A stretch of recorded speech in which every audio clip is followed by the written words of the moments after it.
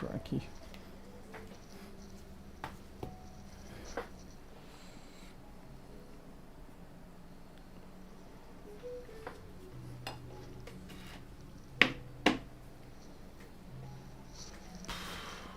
Wow.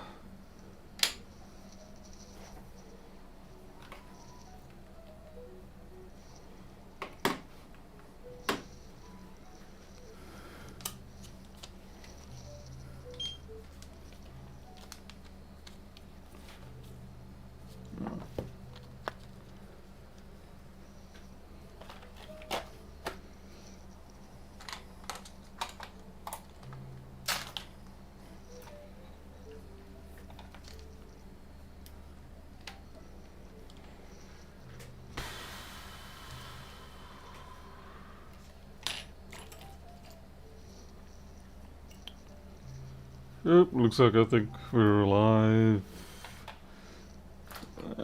Yes.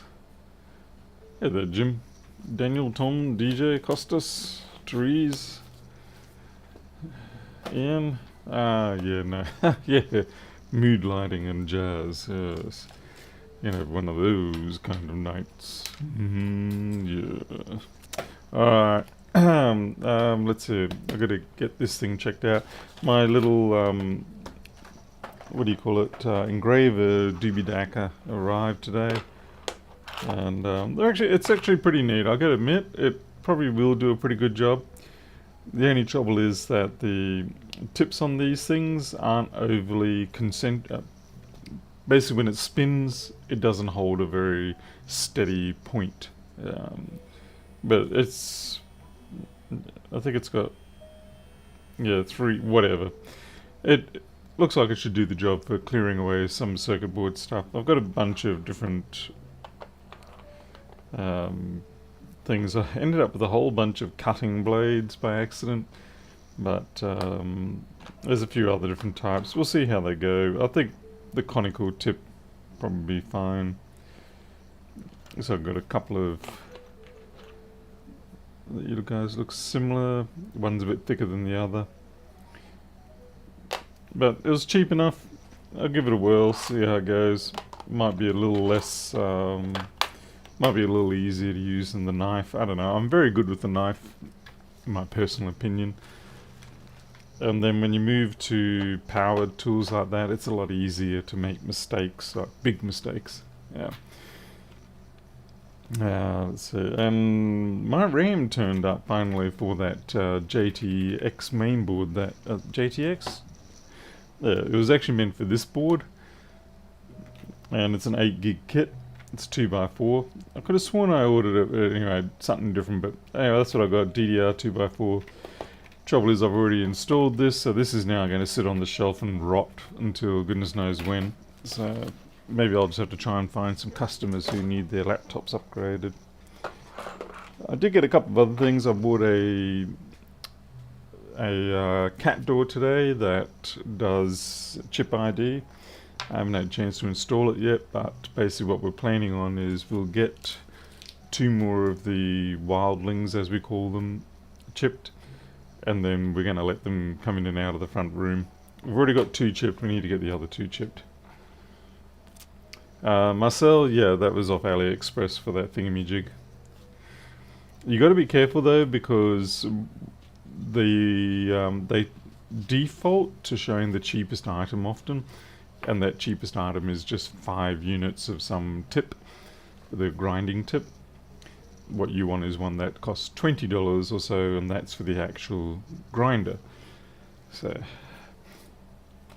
I can let you work out how it is that I found that out. You'd think I'd know better, because I mean I'm almost every day getting something off AliExpress. For some reason my brain wasn't working when I ordered that one.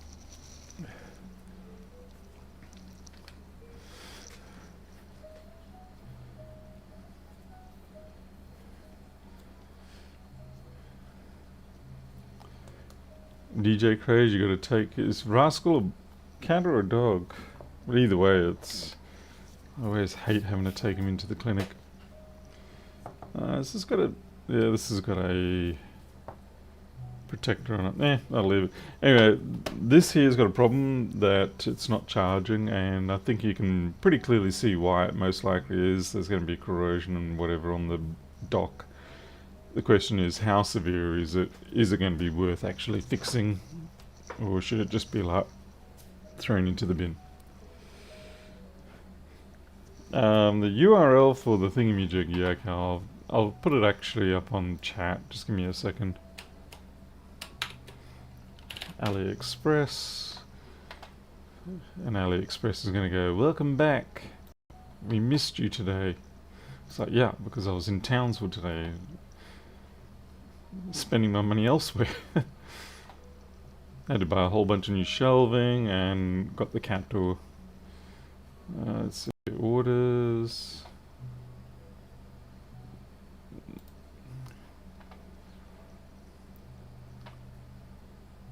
Just making sure I don't accidentally copy my order number onto. Okay, this should about do it. Here we go.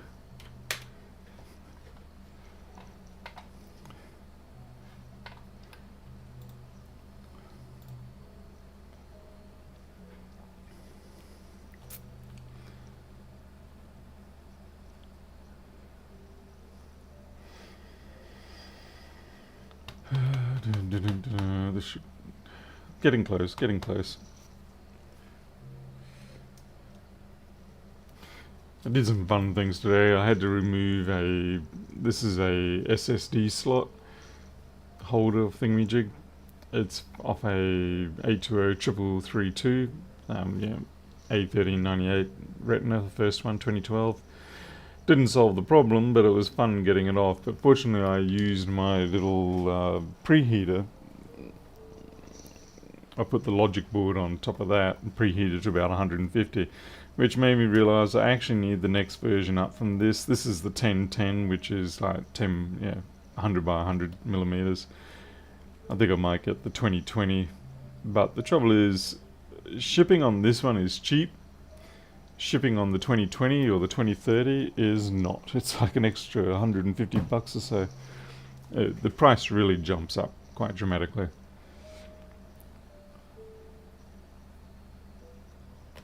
Okay, I think this is about ready to start hacking away at it. I need my glasses. Hey there, PR. Joho, by the way, with your notifications, you might just have to unsubscribe and then resubscribe. That's what I found. If you're having problems with the notifications, unsubscribing and resubscribing and then hitting the additional bell button seems to be the way to partially solve the issue. Alright, this is... I don't know if this one's actually ever been opened before, I'm not sure. Well, I'm gonna find out.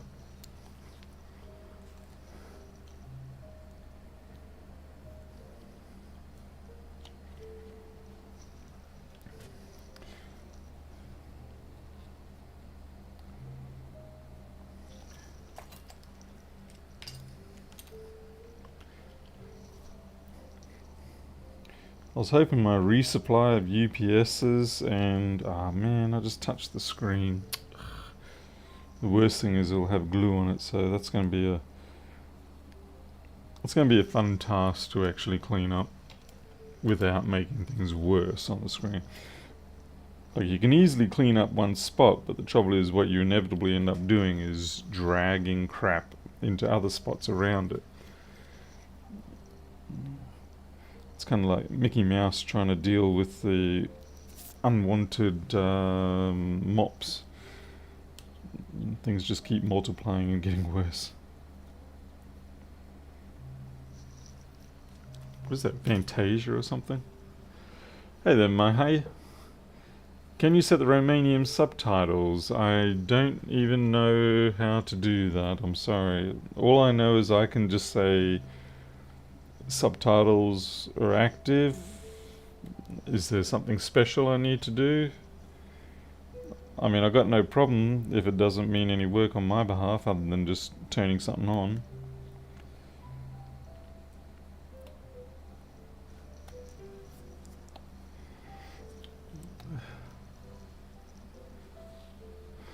Hey, B-Blood, you purchased it from another... Oh, okay. I don't really have that many problems with AliExpress, but I do use my PayPal for them. And that makes it much easier to deal with the situation if it gets out of hand.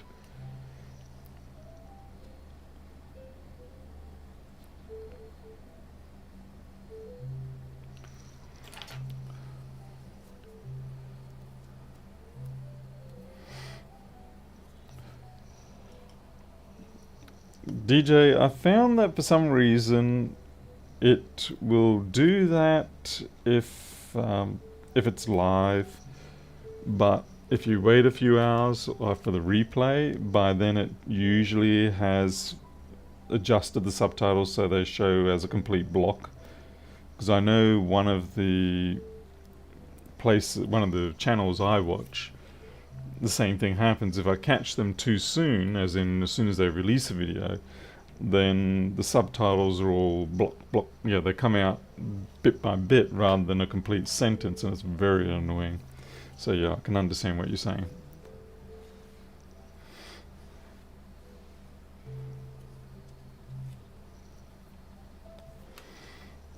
Okay. I don't have the greatest of hope for this thing. Looking at that corrosion, it doesn't look healthy. And I'm pretty sure this has got some secondary corrosion as well, in the form of a juice box.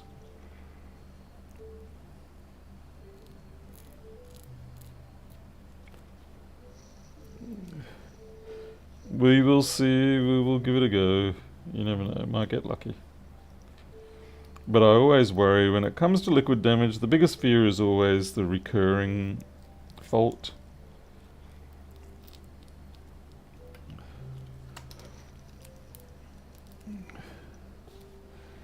This thing has definitely been open for... Oh, this is one of mine. Yeah, this is one of my screens. I remember this now because this came through and it was severely smashed. And I fixed it up, but it left a very long-term permanent damage on the actual display panel. Nothing I can really do about it. It doesn't affect its functionality in terms of, it works. It just looks a bit gnarly. I gotta blow my nose. I got hay fever because I did mowing this afternoon, which is pretty much every damn day of my life. And I'm trying not to be a snifflator on stream. Drives me mad when, people can't help it, but it still drives my, I don't know, it's kind of like people chewing and stuff like that. I just want to rage.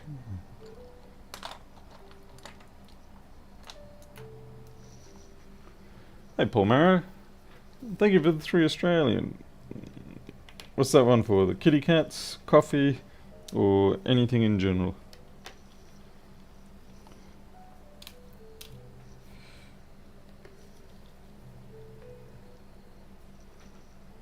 Pedro Mexican? No, that'd be something.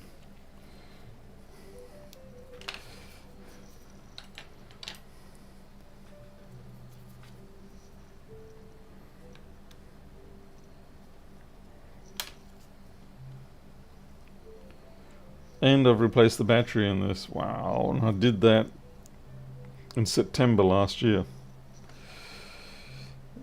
That's insult to injury when you've had an iPad all fixed up and then it still gets wiped out because of liquid damage. I'm talking about for the customer, not me.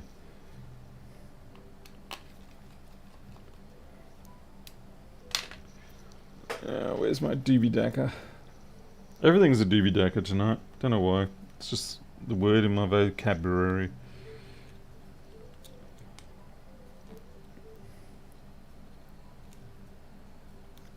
Okay.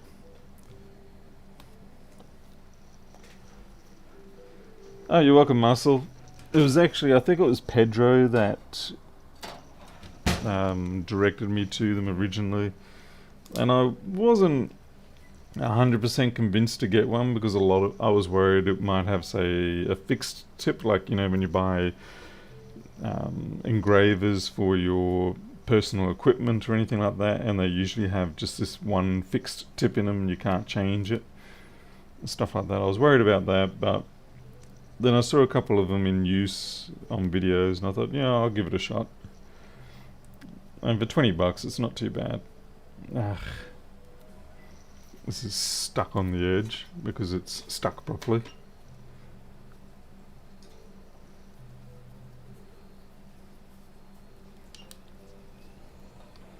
Hey there, Keith McDermott. You've been watching the kitty cats, yeah. For those who aren't aware, they're actually two female cats. They're sisters. The ginger one is the mother, and the one that looks like a cougar colouring, that is the sister. And we only just desexed the sister 2 weeks ago because she also was pregnant, but we got to it early enough so that it was still okay. Well, but it seems like she's more than happy to help out, and it does seem like she's feeding them. So it seems like she's producing milk. Apparently they do, even when they're desexed, if the situation's right, so that's handy. Alright. Yeah, definitely going to say that. It doesn't look like liquid's gotten into the machine, but yeah, the dock is going to need replacing. I can't stand replacing those docks. Daniel, you're 31 tomorrow? Ah, to be young again. To be fair, I understand. The transition from 20s to your 30s can, for a lot of people, be very painful and difficult. I think because everyone expects that you built up to this concept that you pretty much got to make your mark, achieve your goals and all that within your 20s, and then reap the benefit of all that through your 30s and 40s and so on. But it doesn't seem to be the case. Your 20s run out real fast, and then you spend the next 10 years worrying about the fact that your 20s are running out real fast, and you wake up and realise you're now 40, and then you get started, and then before you know it, you're 60. Okay. Oh, Pedro, don't be like that. Jeez, man. Jeez, talk about a negative Nelly, eh? How about a little positivity there, Pedro?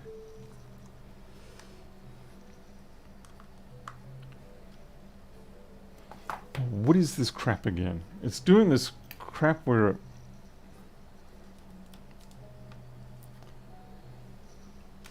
let's see, charge my phone, see if that works.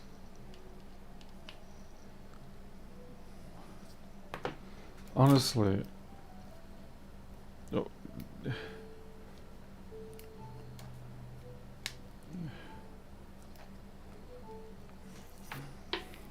Okay, that's working.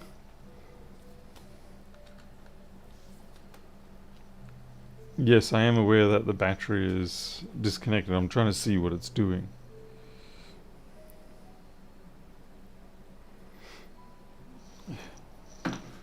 And it actually looks like it's putting power into it, so that's kind of curious. I wonder what's going on there. I wonder why they couldn't charge it.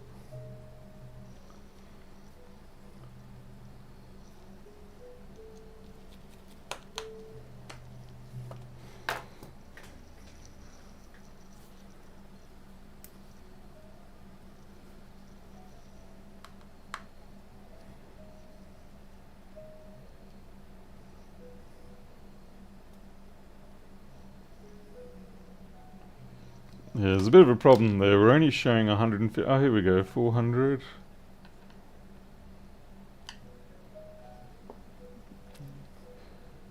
$400 milliamps steady like that. I think something's shorted on the board.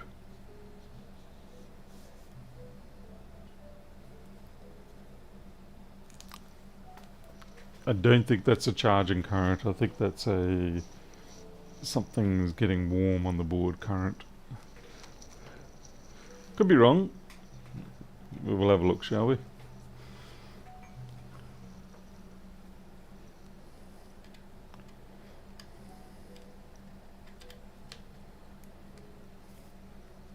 Oh, now it's up to 700, just as you mongrel.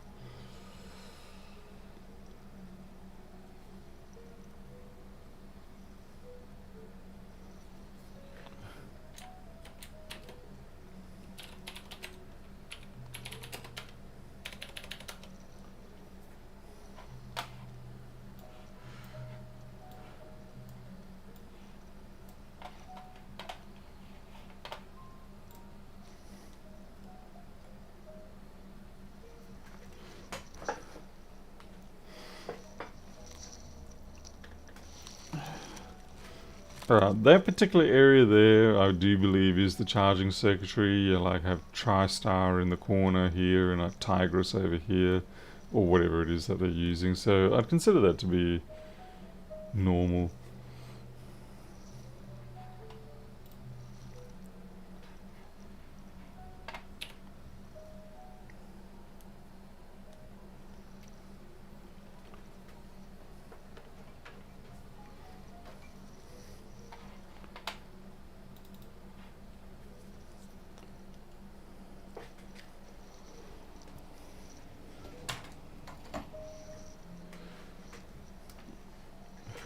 So then I got a question, what's going on? I guess we'll plug the screen in and have a squiz.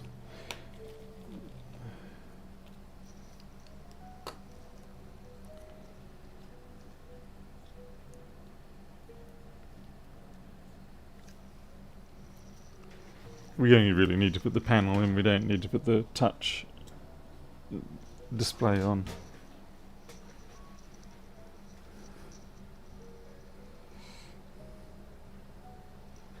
Maybe the problem's with the display, because I can see there's some corrosion building up over here. So it may be a dead display. Well, we'll find out.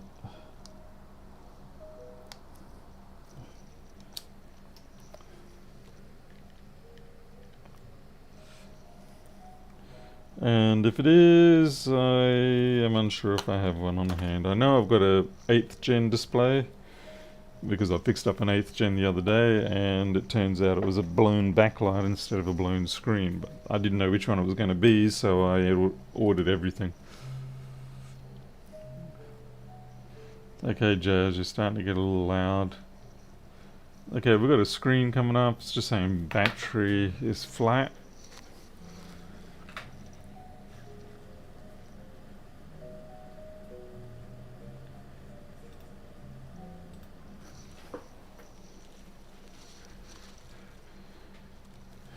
How much you bang for screen repair? For the digitizer, I charge people 150, and if the screen repair, then I usually charge around about 200, 210, depends. Hey, Vladimir. Yeah, laptop. Okay, now we're up to 2 amps, so yeah, who knows what's going on here.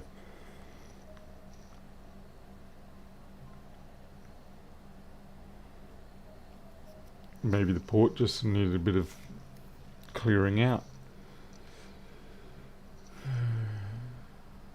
Interesting, it's not showing. Why isn't it? Oh, I know why it's not.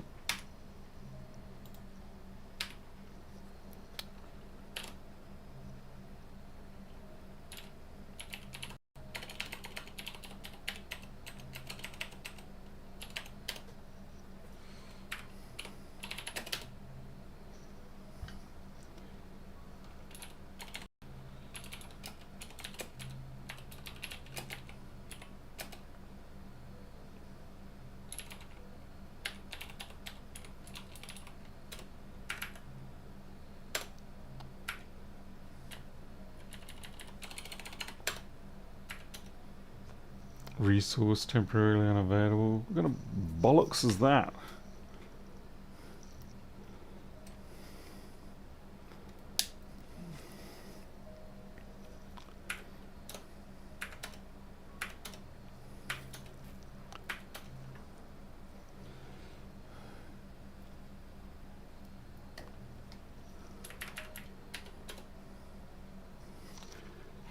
Honestly, it's just one of these days. Today has been one of those days where things don't go completely wrong, but they're also not going completely right either. It's like everything's just slightly off flavor. Okay, we've got our USB-C meter back.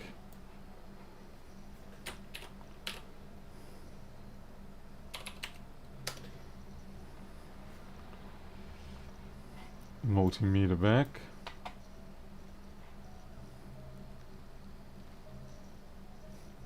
Yeah, it could well be that the customer's port's got the problem, or it might be that the port, it could have been plugged in when the corrosion occurred, and it took the damage rather than the port itself.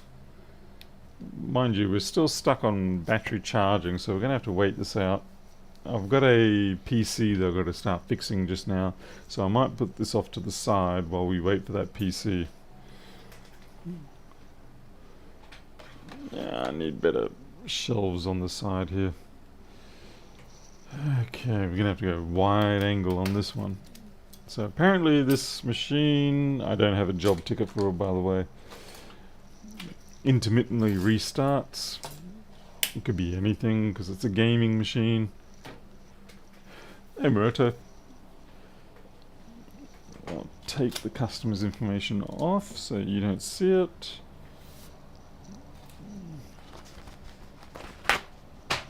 Lay down some paper because it's actually a reasonable case. Well, I guess that's subjective, but it's water cooled as well. That makes it more interesting.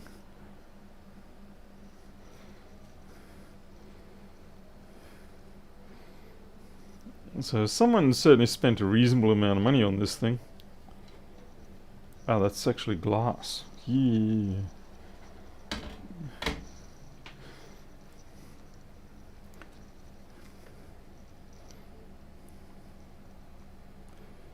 What is this? MSI Pro 550 MP Gen 3. The graphics card has a fair bit of junk on it in terms of dust. I'll pull that out first.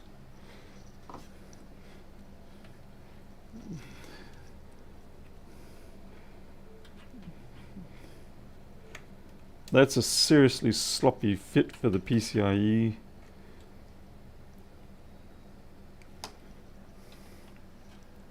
They've only got one screw in to hold the graphics card. How normal.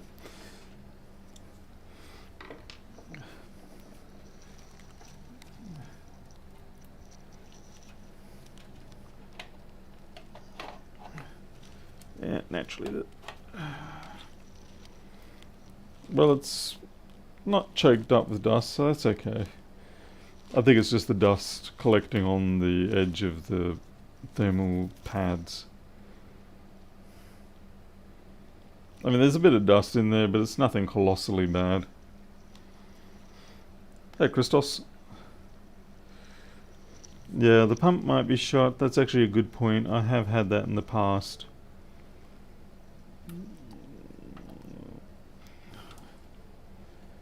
I wonder if they're running a temperature monitoring tool.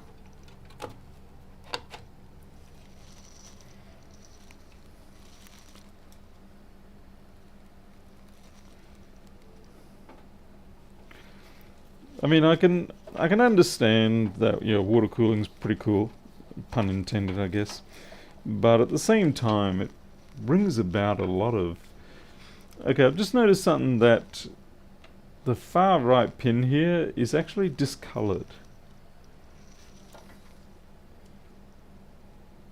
And there's some tainting going on that one. No, that's a different pin. It just forms part of the 12 volt system, but it definitely feels loose.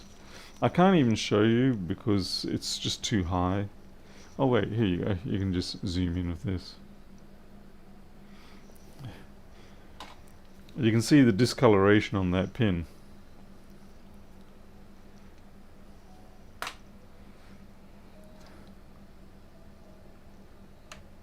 And like I said, it really does not have a confident lock in that.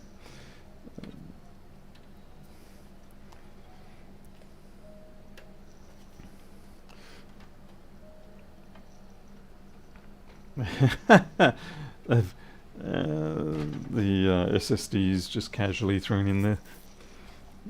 I'll better be quiet because for all I know, I'm the one that did that.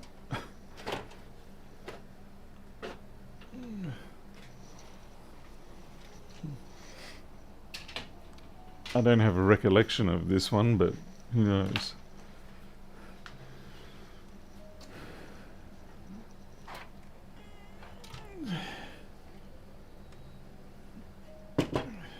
So what have we got? We've got a 500 watt. I don't know what brand that is. MPW Meanwell power supply. Oh god. RGBing. Fair enough. Fair enough. People love their RGBing. Crucial BX 500 or 480 actually. Okay. I'm kind of hoping to see if I can find another 6-pin PCIe cable, but I have a feeling I'm not going to get one of those. Need to zoom out, I think.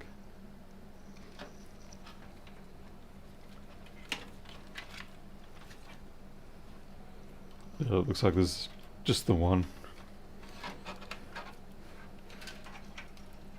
Certainly, off the top of my head, I would say that I'm looking to blame that cable.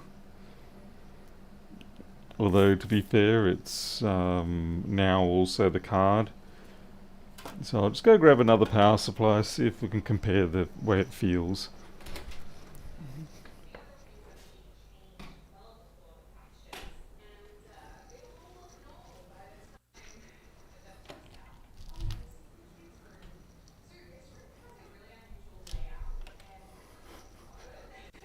Oh, you're out here.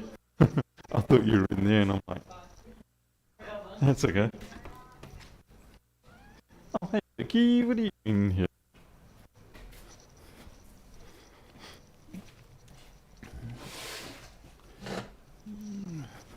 What you doing, Loki? Loki.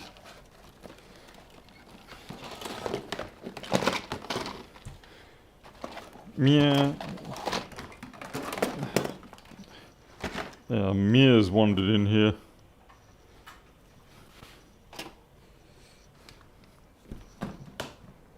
Mia, you know you can't be trusted in here. Come on. Come on, you gotta get me out. Yeah. You're a big pea bundle out here.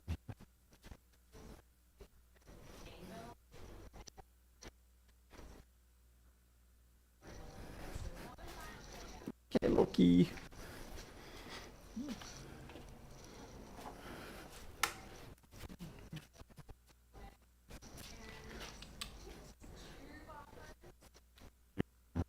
He's asleep on the bed and he's like,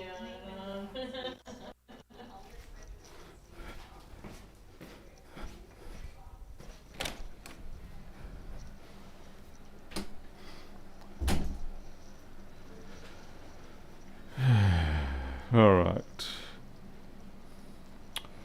Well, we've got a couple of crappy choices. We've basically got a thermal take 500 and we've got a thermal take 500. TT500NL2NK, TT500NL2NK. Oh boy. Same's difference. Yeah, well, we use this one since it's black. Makes it cooler. But then again, like I said, I'm just trying to see whether it's a contact issue on on that PCIe slot card thingy.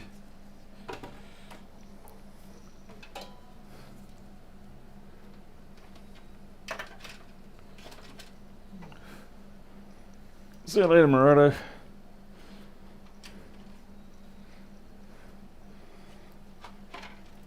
There'll be no observation of Mia tonight.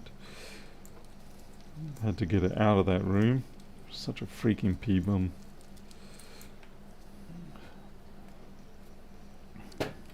Can't trust her anywhere. It's not brilliantly better. It is a little bit better, but still not brilliant by any means. Yeah, that discoloration really knocks me. I could hit it with some contact cleaner. See how that goes. Not really what I recommend, to be honest. It's a Cooler Master. Well, in that case it should be vastly superior.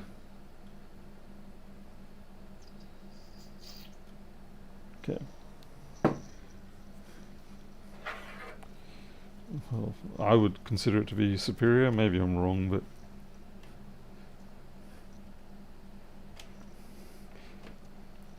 when you do the tech, the terms become very sloppy, yes. Okay, I'm using up my 50 cycles. You know what, maybe I should actually first check to see what the power supply is actually up to. Let's see. Oh, that iPad's booted up. It's charging now. Let's see how that goes.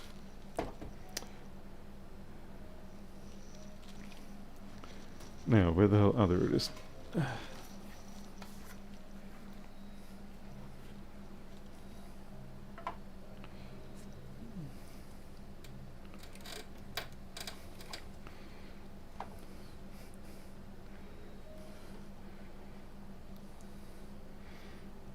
Okay, how does this work? We've got one wire. Okay, this has got to be a sense line. This will be the sense line to say how many RPM it's doing. Right. Kind of strange that they've done it that way. They've got a little bit of tension on that line too, which unnerves me a little bit.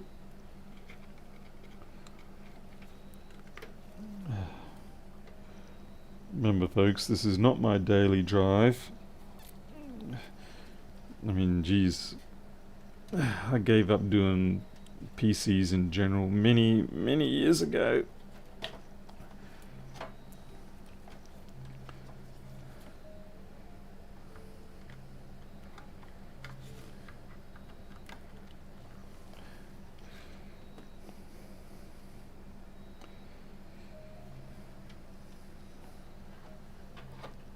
You know what, I'm actually gonna take these outside of the case because I need to get access to the I need to get access to the 4-pin stuff, like the SATA and whatnot.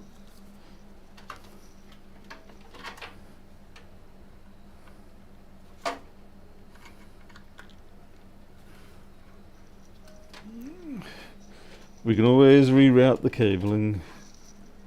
We'll do it my way, which is a terrible way.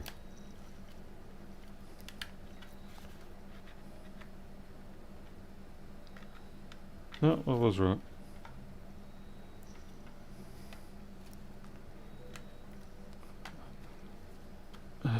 Freaking horrible.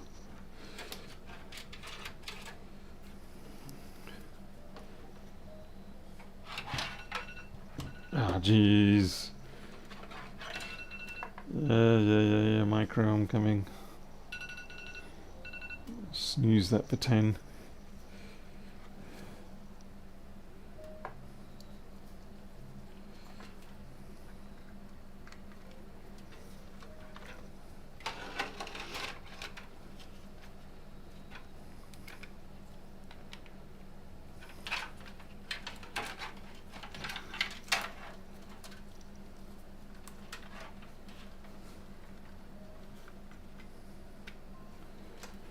Alright.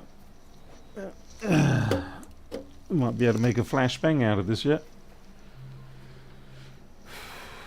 Okay, off on the switch. Ooh, I hate that noise so much.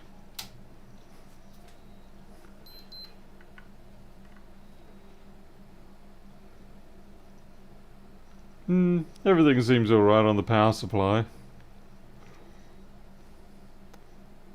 Yeah, we've got no beeps or anything like that coming up. 3.3 is 3.3. 12 is slightly high, but they almost always are because there's no load on it anyway. Minus 12, slightly low. 5, yeah, it's all pretty much right down the.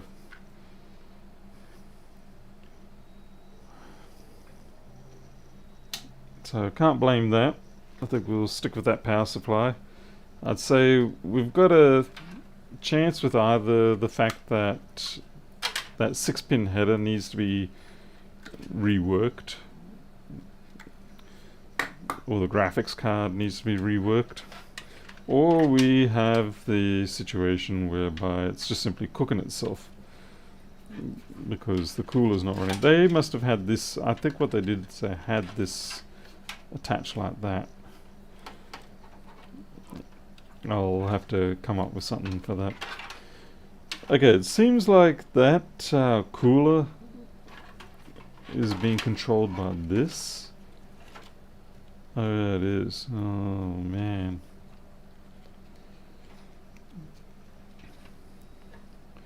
Right.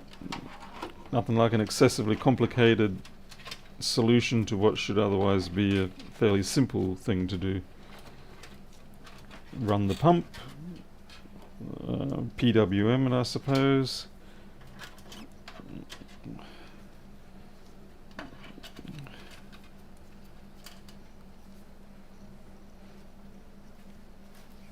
Yeah, I suppose I should really disconnect that. Yeah, Daniel, you know, for many, there was a period of time where we were genuinely worried that we were going to lose access to PCs. Particularly with Microsoft was making some big moves, well they have really anyway, and locking the BIOSes, the boot, the EFI, so that it could only run Microsoft operating systems and things like that.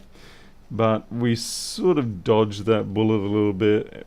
I think also because at the same time things like Linux finally actually got a bit more serious and said, you know, we actually have to start being, if we want to be taken as a serious operating system, you know, we're going to have to pay for licenses and get our signatures into these things and stuff like that. But yeah, it was pretty close for a bit there.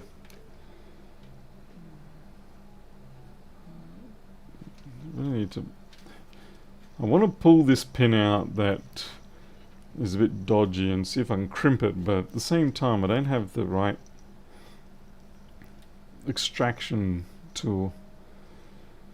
What I can try to do is put a little dent into it, and that might bite a little harder against the pin. Hey Jonathan.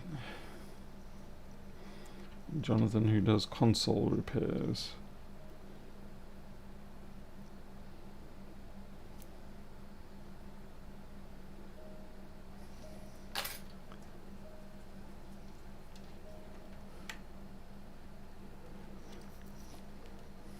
Still sloppy as.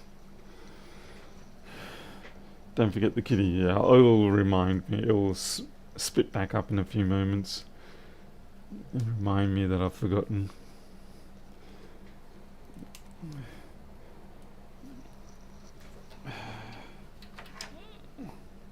Okay, that's the on-off button. Okay. Alright, this is a Cooler Master case, right? Yep. Okay, I need a screen, mouse, keyboard.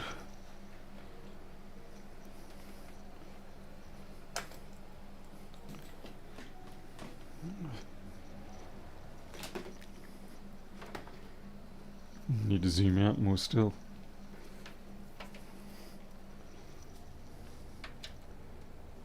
Oh, well, no, I think I know what's going on here. I know the real reason why things are not working. Yeah, okay. I know what's going on here.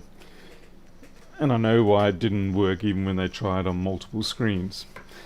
All comes clear when I go to plug in the HDMI. Feast your eyes on that.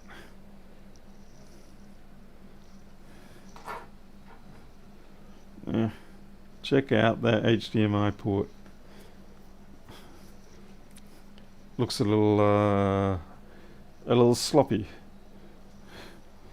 So that's what's probably happening. They've basically just beaten the hell out of that.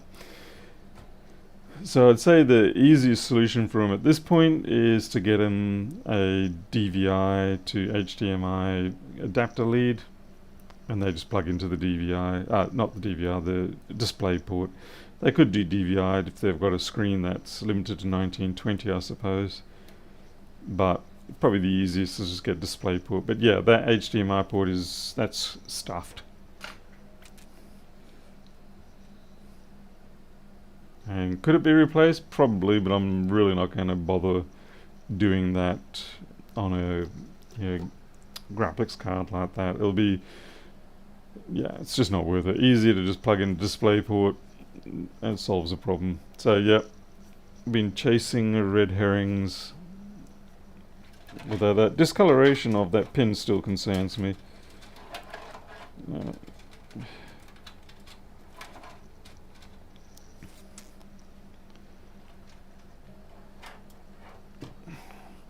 We'll just cover that up.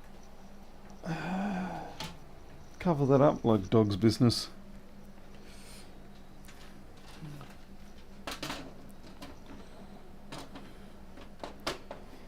If I was really nasty, I would tell the person, oh, your graphics card's doomed, you need a new one. And then I would take the one and I'll say, oh, well, we have to throw away the old one. And take that card and fix up the HDMI port and claim it for oneself. Thin screwdriver, just bend it back. Yeah. I don't think I'm going to do that. I mean, you are correct. You certainly could do that. I'm just not recommending it for this situation. I could do it for a little cable tie there. Or something. I've got a little cable tie. Yes, I do. Yes, I do, pal. Test the display port. I've got a cable. I will check it.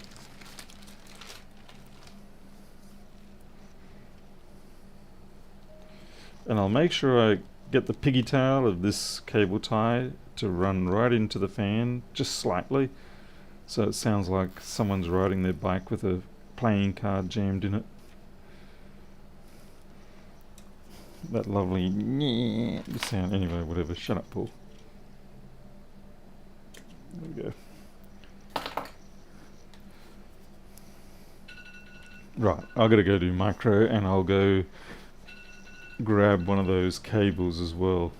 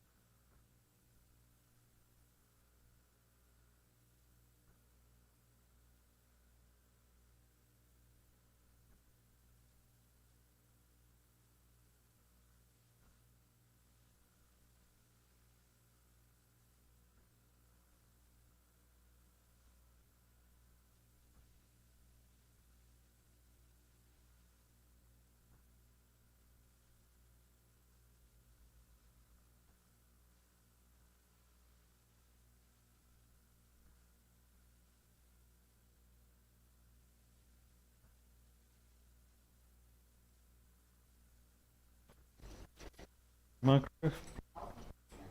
He's probably still under the carpet. The person who asked on about the donations is $100. Yeah.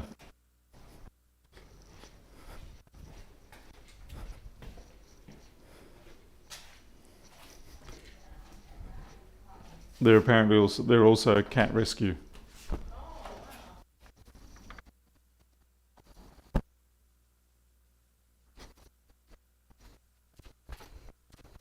Microwave. Yeah, it's time for your insulin. Up, up, up. You just stay there. Don't do any magic moves. Oh, I know, buddy, I know. There you go. It's all good. You okay? I know. She didn't have to give you the medicine. You gotta have it. There you go.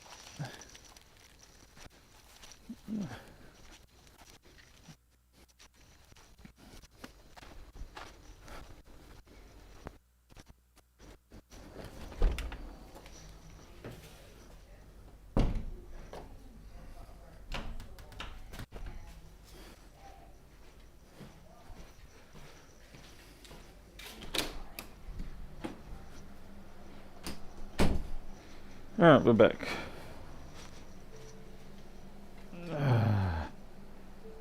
Would you try changing the HDMI port if you had the component? Probably not, to be honest. Mostly because we've got two other ports we can utilize, and they're only using the one port. So it's kind of like the most budget conscious option at hand. Let's see, where the hell's my DisplayPort cable? Okay, mini HDMI, nope. Geez, yeah, I was swimming in DisplayPort cables not too long ago, and now, what do you know? Yeah, your DVI.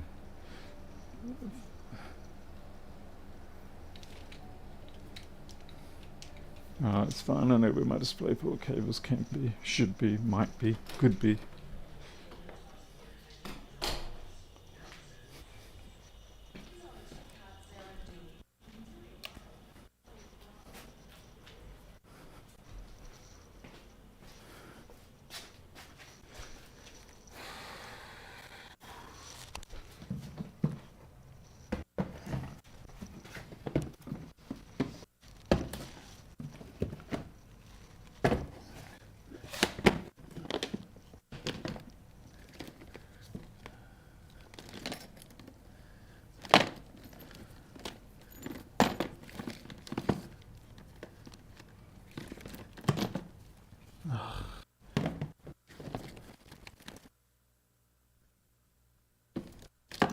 Aha.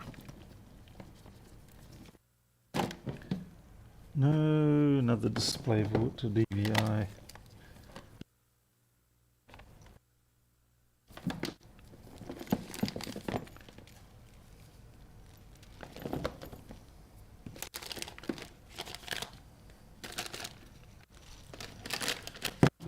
Every cable under the sun and never the one that you want.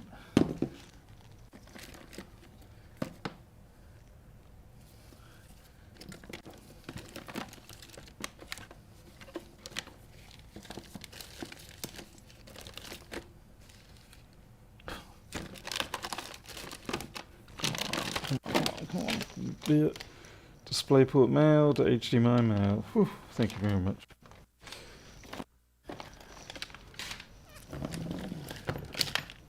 The downside is it's only 1 meter long.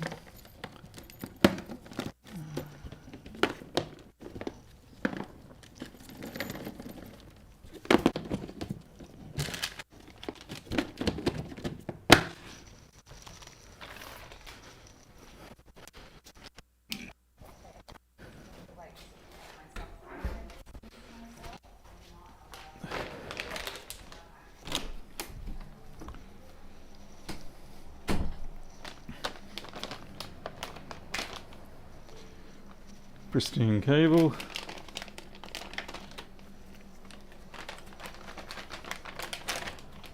And now is when I'll find out that I actually did have a 1.8 or something like that floating around. And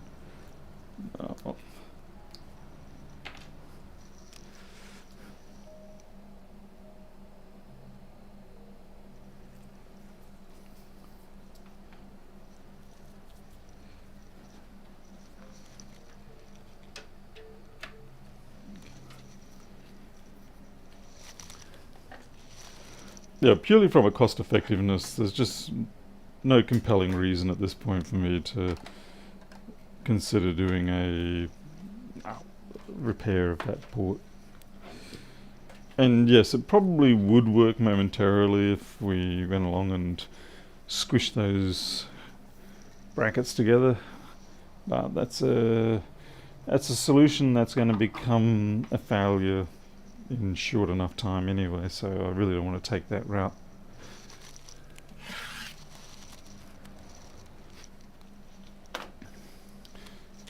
Oh, you're on stupid VGA. Okay, HDMI.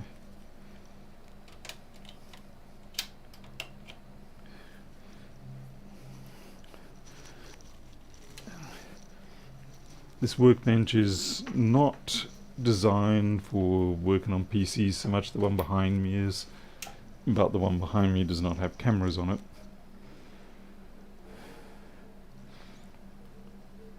Hey creature, you have the same all-in-one like as in this screen. Okay.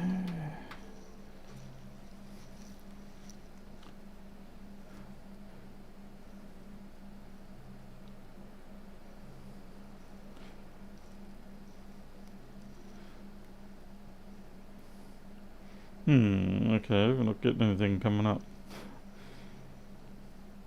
Maybe it is actually broken. Let's plug a chipmunk in and see if I'll get anything. Oh wow, I just noticed that the back plate has also got stuff jumping out of it.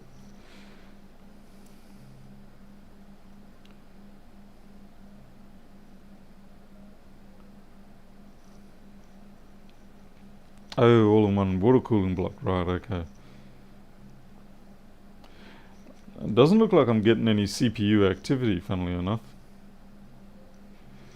Okay, we've got something stuck in a standby state. Just gonna move this chair out of here, it's nothing but a problem maker.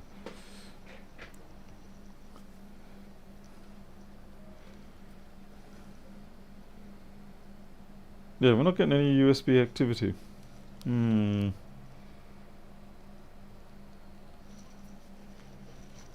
Okay, what's holding you down, buddy? Okay, we've got an easy debug. I can't read that without my glasses.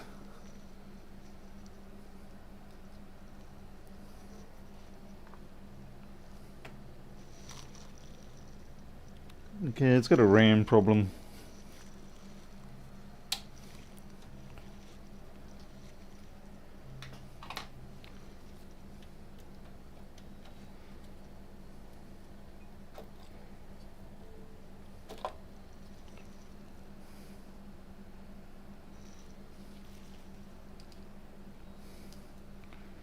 There's 8GB DDR4 3600s. Alright, let's find out if we've got slot issues or DDR issues. I'm not sure if these can be unpaired, but we're going to find out.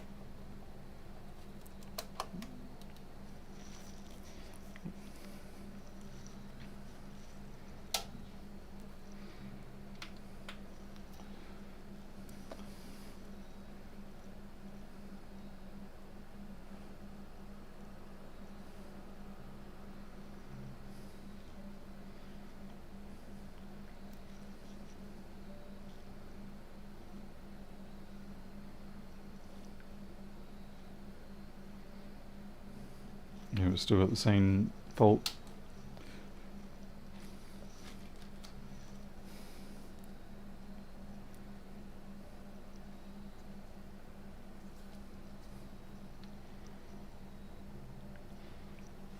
What they do? A1, A2, B1, B2. Okay, so they had A1, B1.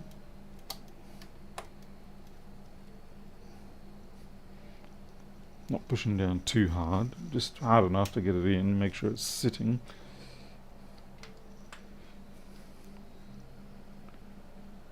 Still a DRAM error.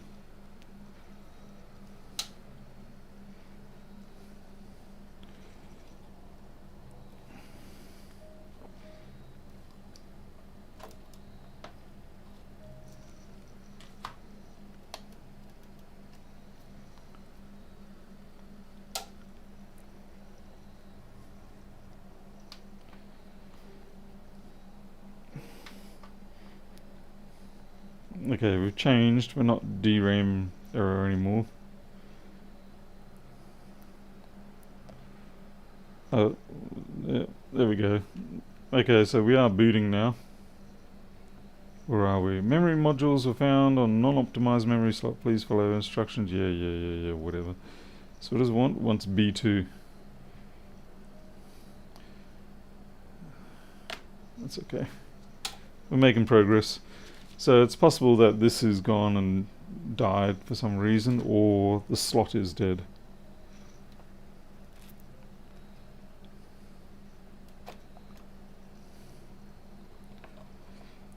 Steve, it doesn't even get to the point where it's an option, and it worked with a single one there. If this fails again, then the slot is bad. Okay, it's failed again, so the slot is bad.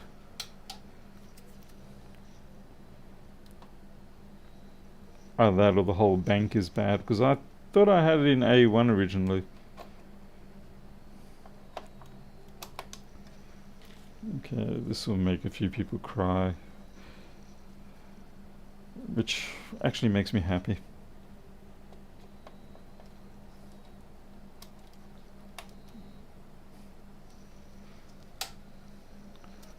It's like ticking off audio files.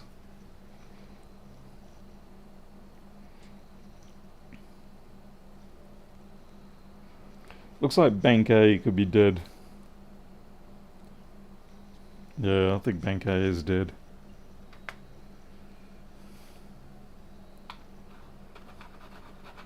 Well, how am I supposed to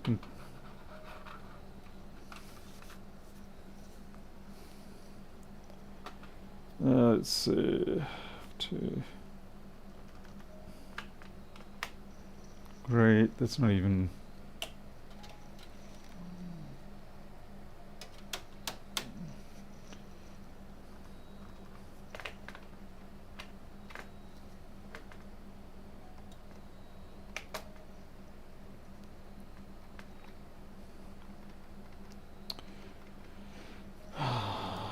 Fantastic.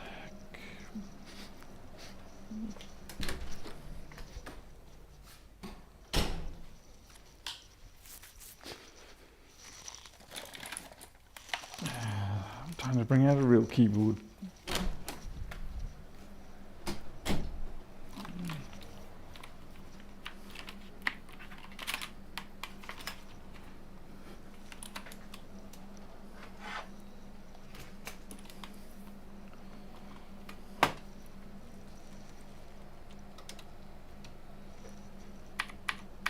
Wow, you're not even... Okay, let's try this. Nothing? You call yourself a computer? Why do I think this has been hit by lightning?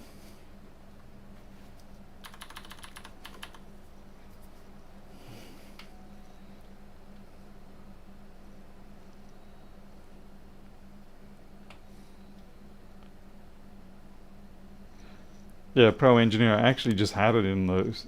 No, I just had it in those proper ports because that was my first choice, and then I went, oh, okay, that's not working, so I switched it to another one. But yeah, that's exactly my first thought.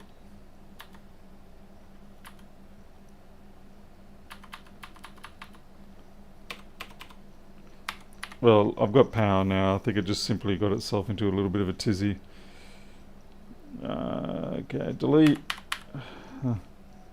Okay, this is booting to the customer's information now.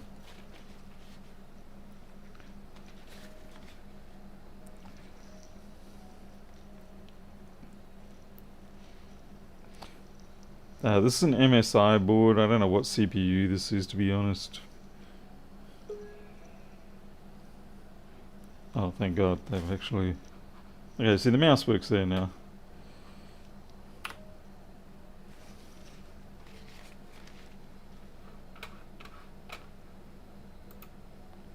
Shut down.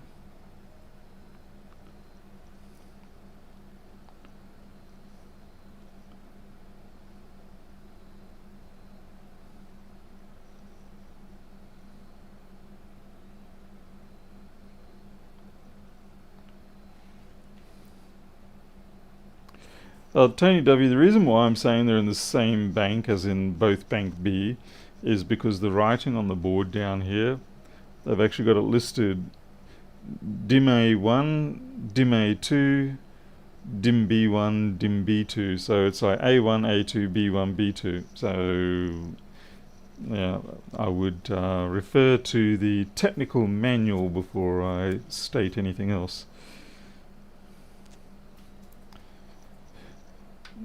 Okay, I'm going to bring it back up and hit that delete key.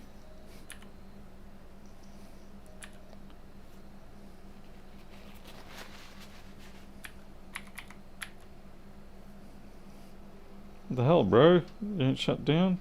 You know, it's misbehaving in a very weird way, this thing.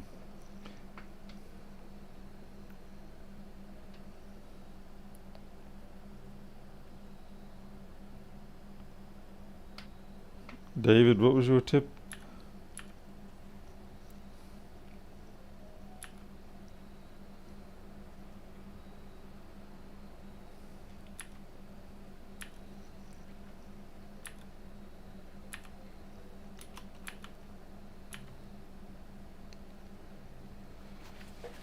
Okay. What do we got? We've got an AMD Ryzen 5 3600. Okay.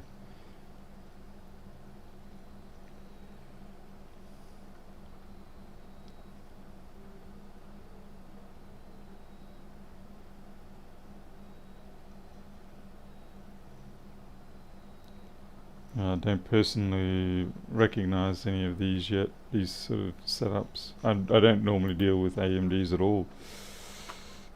I like AMD, but I just don't deal with them. Okay, we're currently set at 2400. And yeah, A1, A2 are empty, B1, B2 are populated. And the XMP profiles are loaded, it seems. What have we got? 18, 22, 22, 42. Yeah. Oh, remove the CMOS and try booting again. Oh, okay. I think this is fine.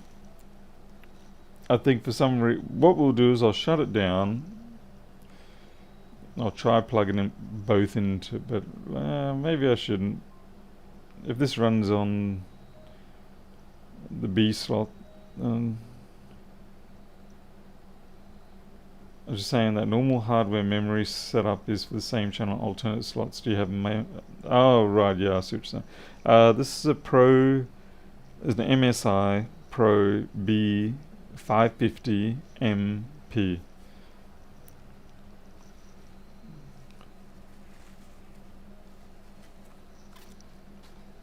See if I can zoom in on that. Yeah, you can see the sticker down here. XMP isn't active? You sure? I suppose, yeah, if it's... Okay, yeah, you got a point there, because it's only running at 24. Let's see... Let's see... Give me...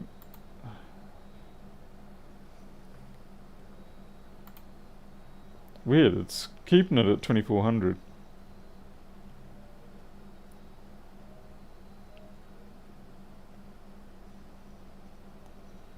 It's not letting me jump up to the 3600. I'm selecting the profiles.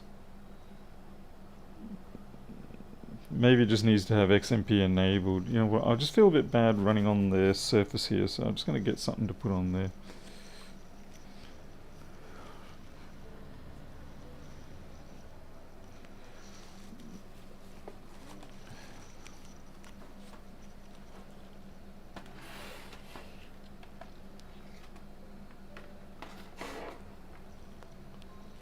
frickin' heck. Too much. There we go.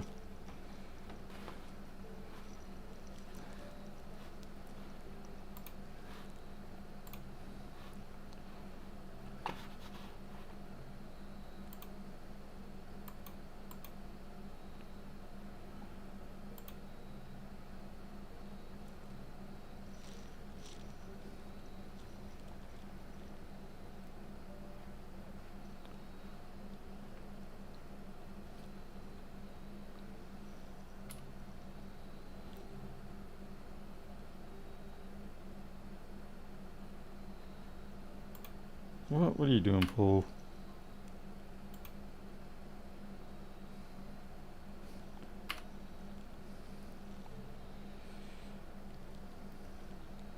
Oscar, we shoved him in there because they were the only slots it would actually work in. So, yeah. Oh, here we go. Oh, it is enabled. I've got profile 1 or profile 2 and...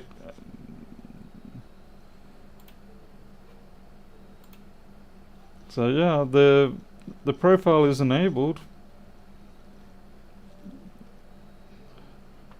The drain frequency auto. Wonder why it's set at auto though. Well, we'll try 3600.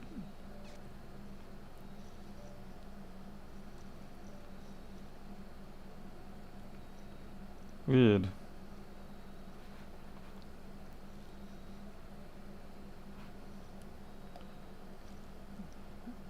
Yeah, Tony, I said it before, it's an AMD Ryzen 5 3600. Sorry, I probably need to speak up more clearly. No. Still stuck at this 2400 though.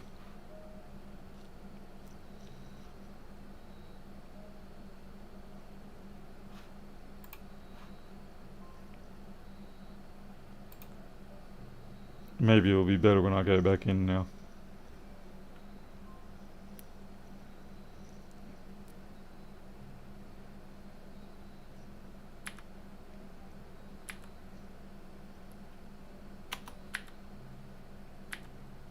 Okay, there we go, 3.6. Okay, all good.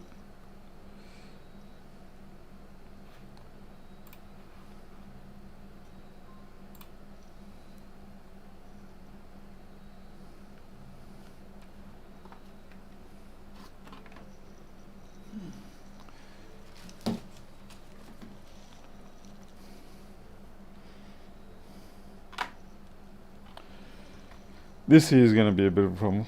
Let's see, don't remind. Ah, that's not standard. Normally you use tab to jump from one field to the next. That wanted me to hit the right button.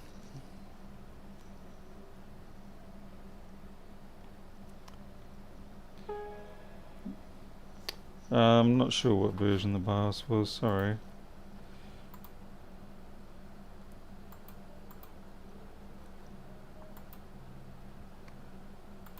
We'll go have a look, okay?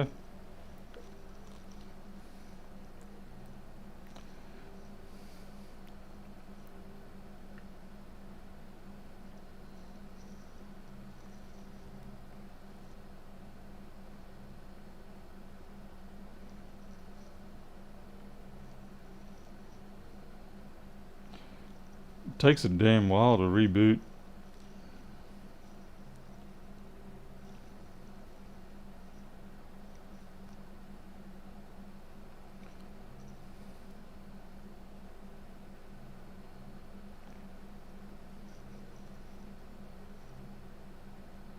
Wow, it really does take a while to reboot. Jeez. Someone needs a new SSD.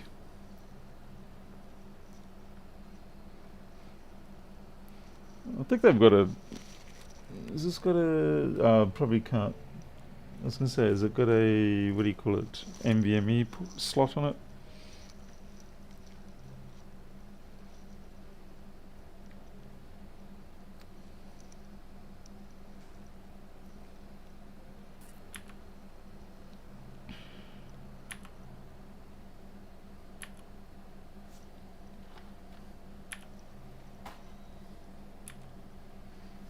Come on, don't tell me I missed my delete chance.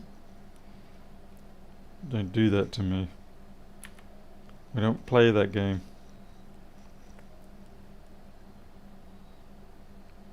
Yay, okay. Alright, so 3.6. Let's see. BIOS version is E7D95AMS.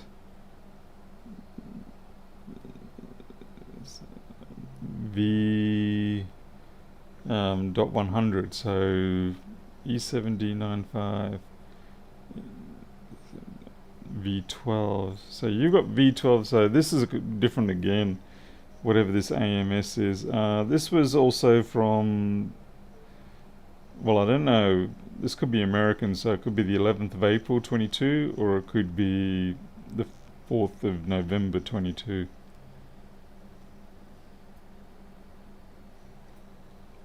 Anyway, look, it's working now. So clearly there's an issue with the slot.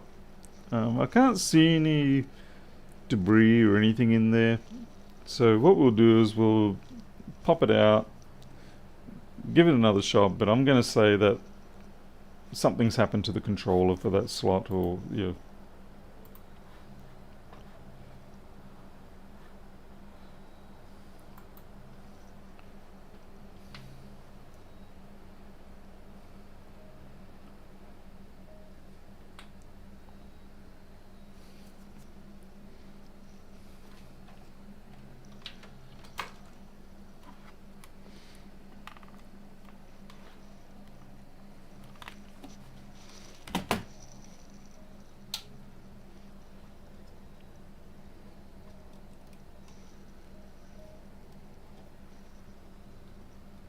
Reseating the CPU? No thanks. Not with the water cooler and everything else on it. I'm not going to mess with that.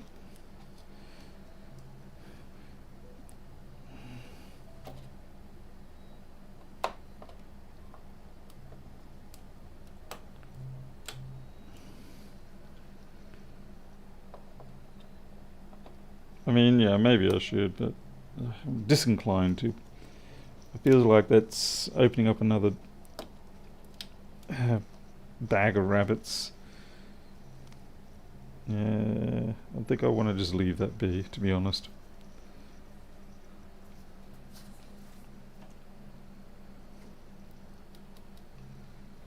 Give that a big wiggle, and that way it gets sloppier, so yeah, it makes everything better. Good job, Paul.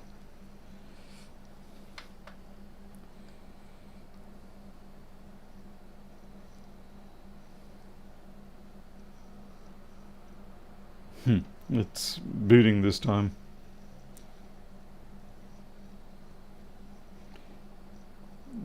Alright, it's 50-50. It's the RAM or it's the slots.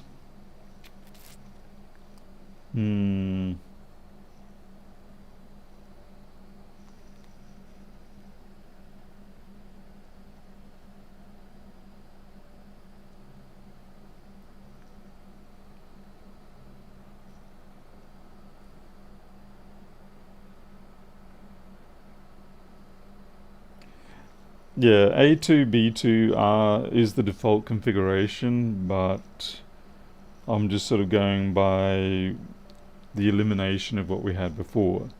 So it came in with A2, B2, it wasn't working. And anytime that we've got something in, it's not booting by the way. Anytime it seems like we've got something in either of the A slots, it's not working.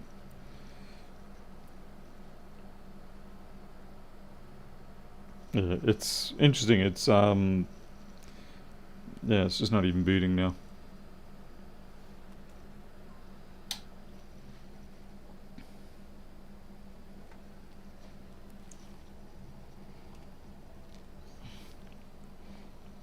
I have had a few motherboards in the past where one of the you'll lose either channel A or channel B, and you just sort of slowly work your way down to basically having no RAM slots left. But based on what I know, I can't give you some of the context that I have regarding this situation. all I can say is that having it run like this is going to be the best outcome for everybody at this point.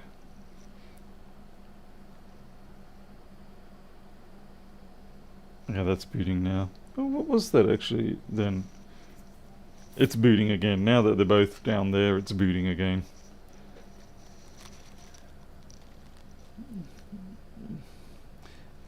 It's really not a happy chappy whenever I use these slots. And like I said, I can't see anything in there. No. There might be. Can't really tell because I can't get the microscope in here, so it's impossible. I'm not going to be reseeding the CPU. Like I said, having it work like it is now, that's the solution I need. And I'll have to also declare about that HDMI port. Anything else, it's not going to fly. Like I said, I can't give you the context why. You're just going to have to trust me on this one. I'm just trying to see if there is a smidge of crap in there or not. Oh no, we've just...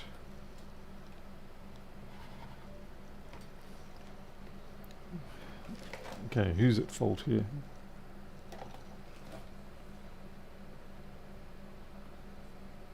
I think this cable's...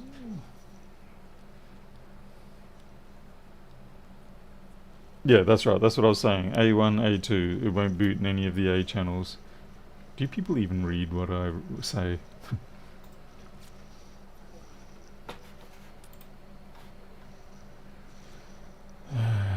Shut this down. Get some compressed air ready.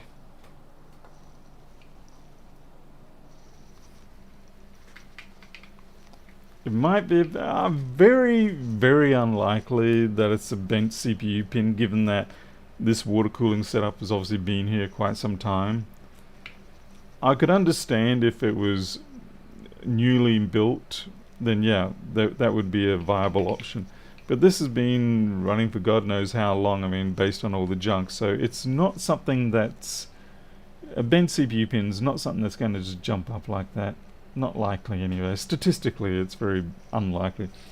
Dud RAM slots, on the other hand, that's a well-known scenario.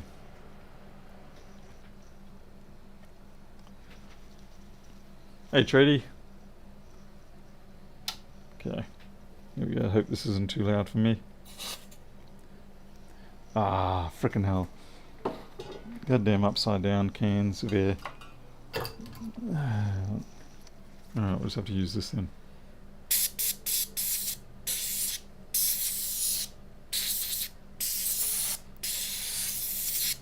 Yeah, if you turn cans of compressed air upside down, they spit out frozen ice. Well, not frozen ice, they spit out frozen stuff. They do tell you not to do that. They say, don't do that. It's naughty. Creature, I can't get the microscope in.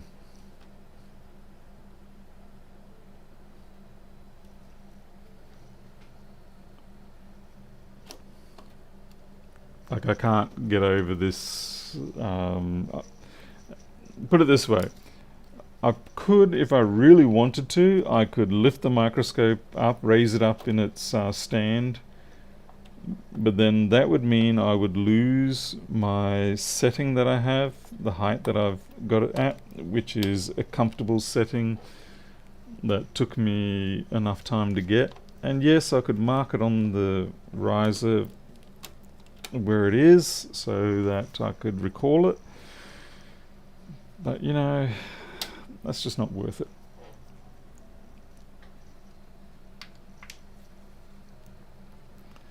Yeah, I have got, yeah, as soon as it's in there, we get a CPU failure. Oh wait, now we've got a, okay, we've gone VGA. Alright, now we're booting. Maybe there was some crap in there, we'll see. I'm gonna have to run this overnight.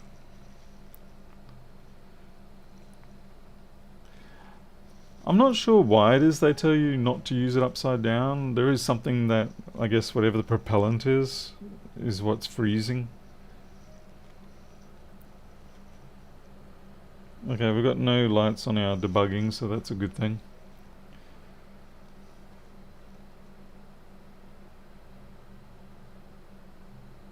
Use that gas to soften the tape holding the battery? Really? Okay.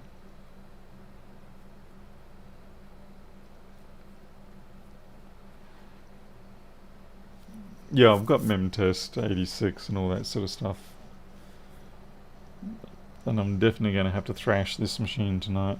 Alright, that's enough for this one. We've got it to the point where, okay, we sort of know what we're dealing with. Plus also that HDMI port. This could be one of those sort of setups where you end up with compound faults. So you have the problem with the HDMI port causing glitches, and then you have the DRAM causing glitches, and then you have the PCIe power cable causing glitches. So there's three possible potential combined sources of issues on this machine.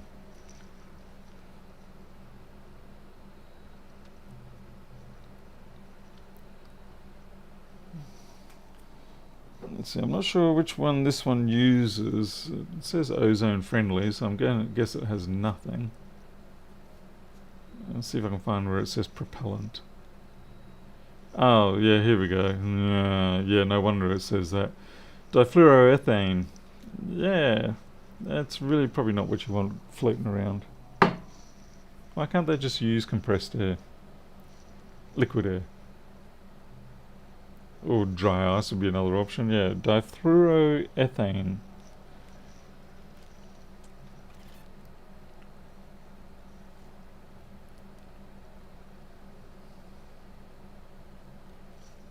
Alright, that's switched off. All good. I'm going to take this off the bench now. We're just going to, when I'm finished the stream, I'll set it back up and run memtest and other things on it. Cook it up. Make sure it has a really uncomfortable night here.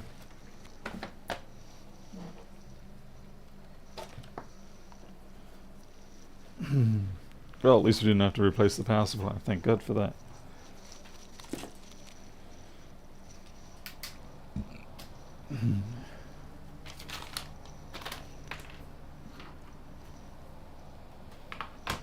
I think we need to do a MacBook repair at this rate now. I feel a bit dirty after all that PC work.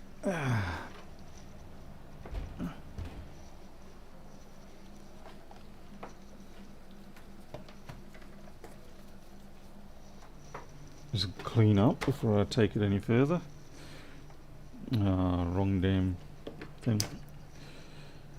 And that iPad is still running and charging, so I'm going to think that they've fouled up their own plugs. Naturally, of course, I had to dig into it before coming to that conclusion. What the hell is that?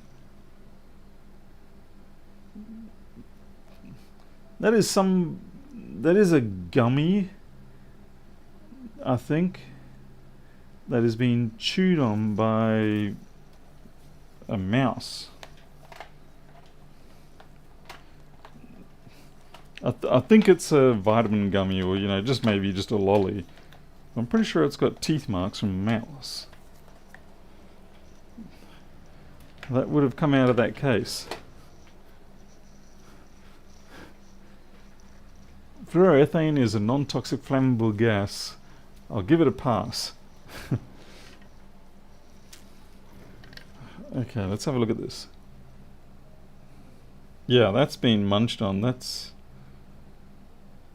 question is it something edible? It has the texture. I'm pretty sure it's like a... Oh, crapping crap. Hang on there. I'll be right with yous.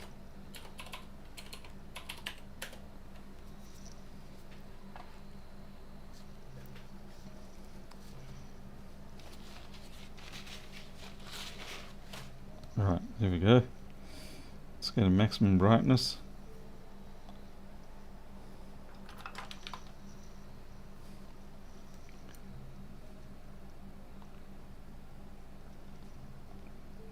Yeah, those are mouse bite marks. Definitely, without question. You can see the 2 teeth there and there. This one's got a bit of a gap in its teeth, or maybe it's just overlapped. Either way, it's yeah, it's a mouse. Now the question is this actually just silicon or is it a lolly? One way to test is to actually burn it.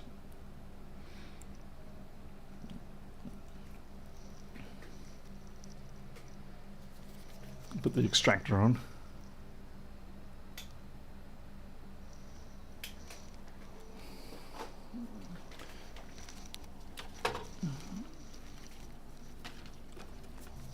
Now you can't exclude the fact that it might be silicon or some sort of, you know, plastic material simply because it has been munched on.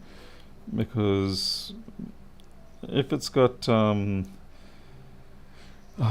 what the heck's that chemical that the mice love to get into, and it's used in a lot of plastics, butylene or something, I don't know.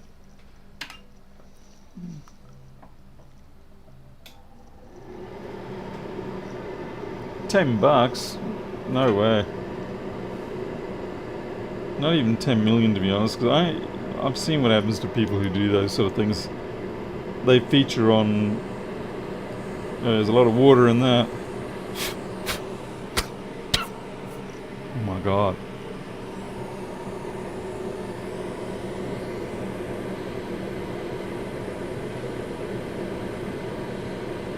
Yep, that's a lolly. You can see how it's carbonizing. That's the sugar.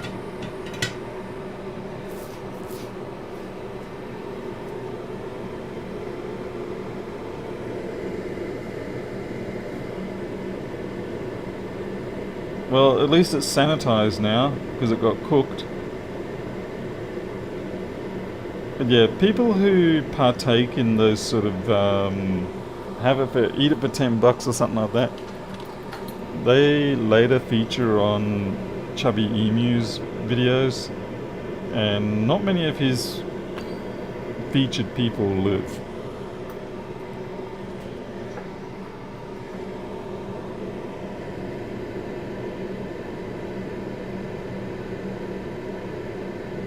But that poor bastard that was stupid enough to eat a slug. And it went along and basically just ate his brain in return. Or the bacteria in the slug did. Something like that.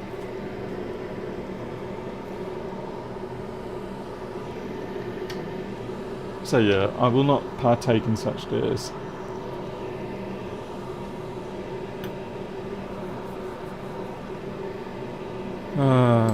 Alright, we need a MacBook to clear our brains, because that was truly offensive.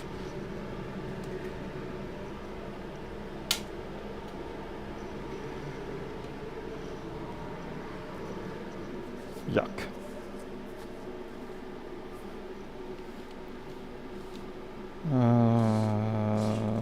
Let's see.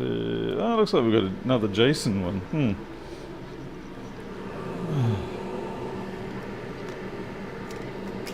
What is this? 1706, another one. Jeez. CD3215 victim again. I don't have a job code for that, I don't think. Do I? Oh yeah, I do, yep.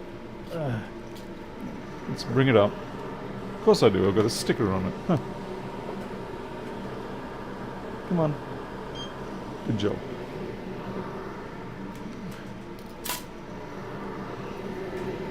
Fault unknown, gotta love those.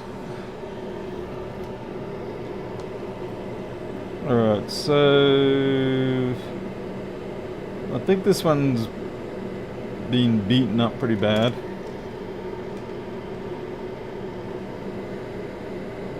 And it looks like we have replaced 3215s on this side.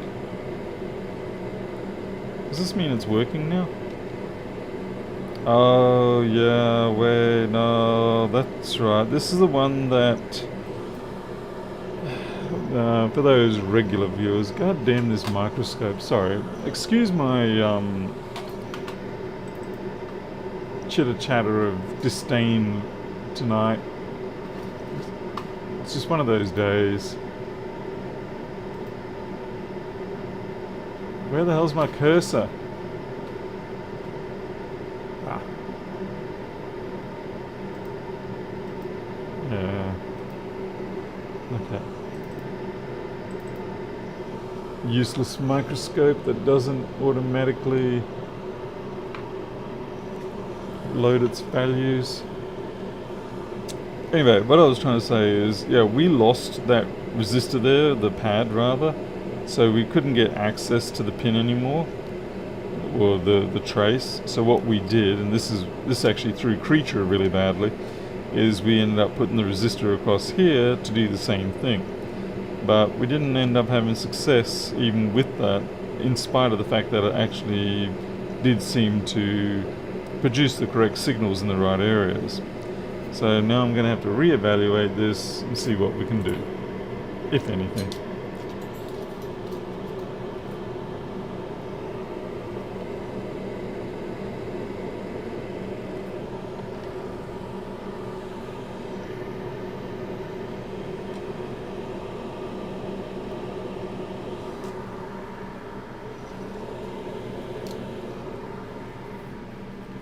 What's the time?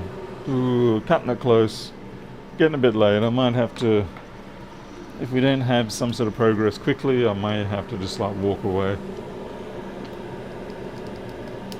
until tomorrow.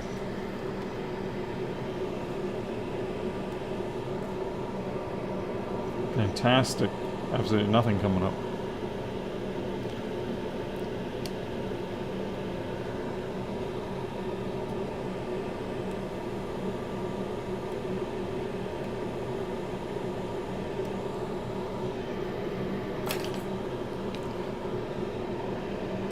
These connectors suck. Really, really suck.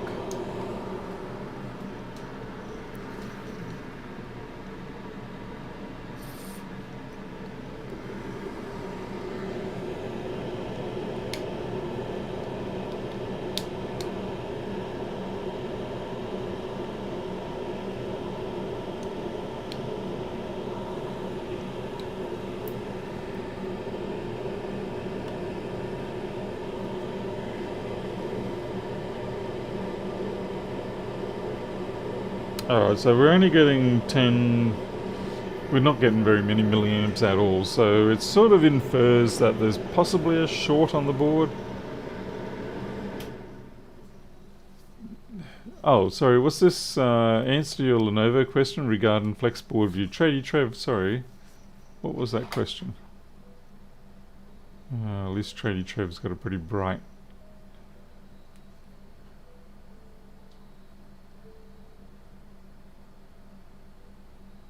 That's it. I can get a full schematic for my old school laptop, Lenovo Lappies. X220T is the one I want to fix. Will it work with board view software? Depends on the format, Tradie Trev. If you've got a PDF, I mean, that's the schematic side, but what about the board view side? Have you got something like a TVW or a BRD? Yeah, there'll be something that will be a CAD type format.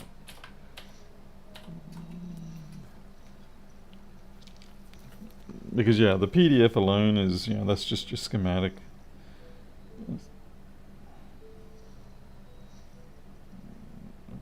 Nada frickin' nothing there. Nada nada. Jeez. Okay, this must be the wrong port.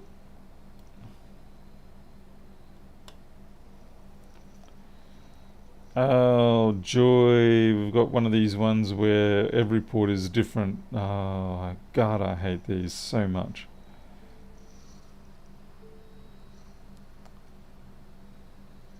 Hey there, Rilla. Yeah, so like that port is bouncing around at 90 milliamps, but you plug it into the other port and all of a sudden you got nothing. Okay, so I'm pretty sure that other port's on the other side.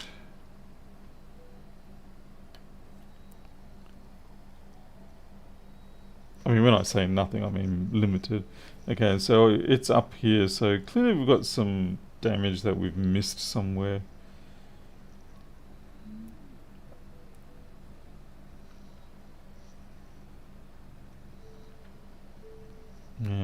Teeny tiny amounts of... I think I might pull that CD3215 off. I'm just going to check my continuity. Yeah, I don't know what's going on with the switch at the moment, but it's really having a very difficult time for some reason, and I'm not sure why. Because normally I keep everything quite isolated, but lately it's just been... ever since the lightning strike, funnily enough.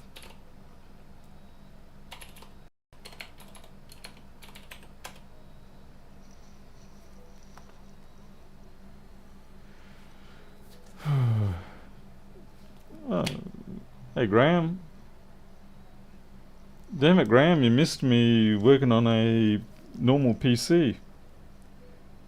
I'll teach you. Looks like we've got motherboard slot issues. Okay, that's fine. One of them's allowed to beep, the other one isn't.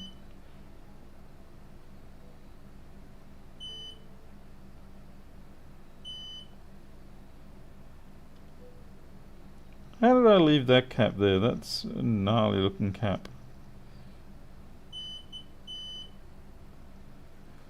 I feel like I need to basically redo this area. Did I win? Well, we found out what was going on, or at least it seems to be slot related for the RAM. But it may have been a particle of crap in there or something, but I'm going to have to do some rather extensive testing. Yeah, I'm going to just sort of clear a lot of this area. I kind of want to take this shield off, but I kind of don't either. Don't really care to take shields off when I don't have to. Solar panels are fine, yeah, thank goodness.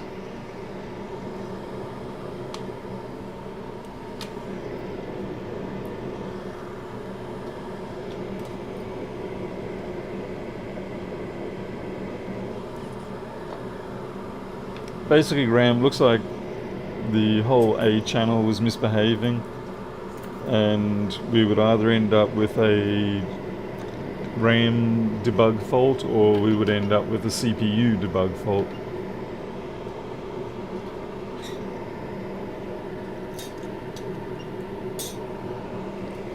But we had compound issues because the HDMI port on the graphics card was butchered, and then one of the pins on the PCI power connector for the graphics card was it was one of the 12 volt pins. It had a nice bluish tinge to it. So there's multiple factors playing into this, but the main thing was that it just wasn't booting with the RAM. Joseph, funnily enough, I don't really feel like they're making a sufficient impact, and I'm having a bit of a hissy fit with the supplier at the moment. See, they gave us 6.6 kilowatt panels with a 5 kilowatt output, and it's just not enough. But I'm trying to get them to I'm trying to say, look here, let me spend more money, let me give you another 20,000 or whatever, so I can have a bigger setup. And the bastards just aren't getting back to me. And it's like, you know what, I've tried really hard and I thought your company was pretty good, but I think what's happened is they've gone into the expanding phase. And so when you get companies going to the expanding phase, they usually completely neglect the prior area where they were. And so that's pretty much what's happened. And it's pissing me off, something severe. Because realistically, we should have a 10 kilowatt system up on top, and we would use pretty much all of that.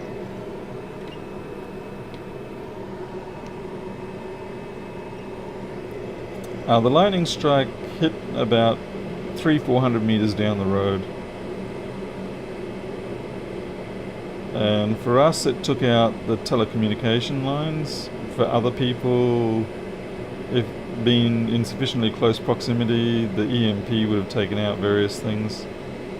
A lot of people had their routers blown to bits. I was just lucky I had that spare one, and just popped the NAND chip across so that I had the same settings. Joseph King, your installer went tits up, yeah. And now I have oh, hell, that's bad, yeah.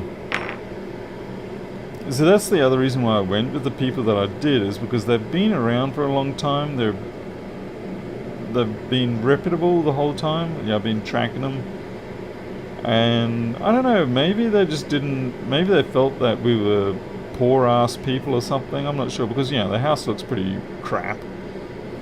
I won't deny that. You know, our house looks like complete junk. But we're trying to improve it.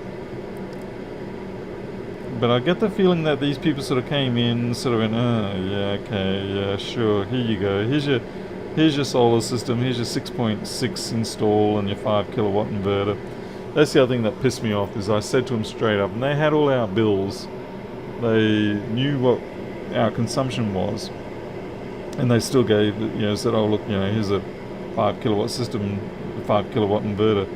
They should have at the very least given us an 8 kilowatt inverter, and so that we could expand if we wanted to. And I have tried, and I've emailed, I've gotten a hold of the manager, one of the originators of the company, and I just feel like they're just sort of like giving me lip service and ignoring me, which is, like I said, it's aggravating, because it's like, I've got the money here, folks, what's your problem? Sometimes money doesn't make things happen.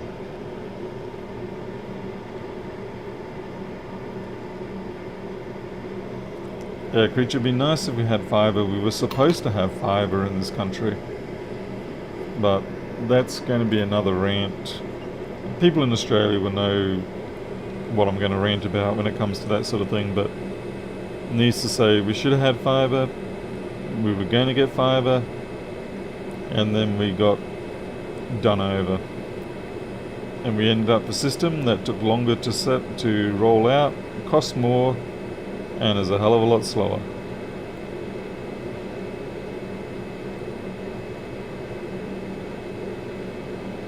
Yeah, that cat wanted to come off, so I'm going to let it come off. I have a feeling it came off because it's actually already got leaded solder on it. Well, Tradie, that's the thing, you know, the company that I use, they were they were there for the people, you know, it wasn't just sort of like some fly-by-night group. But,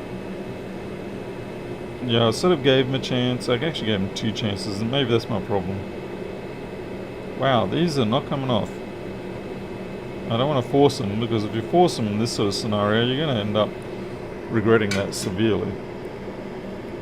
But I can't get them off yet. But we'll fix that.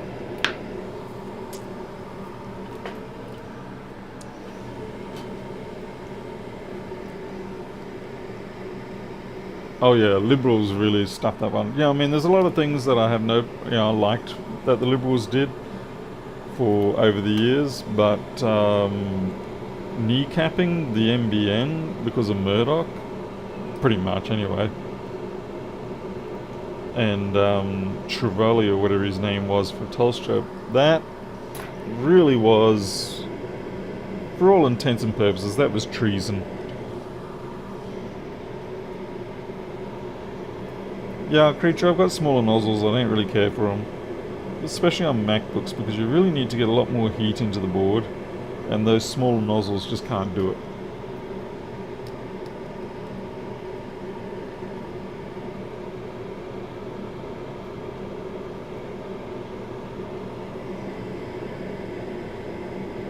Okay, so this is how we're going to cheat.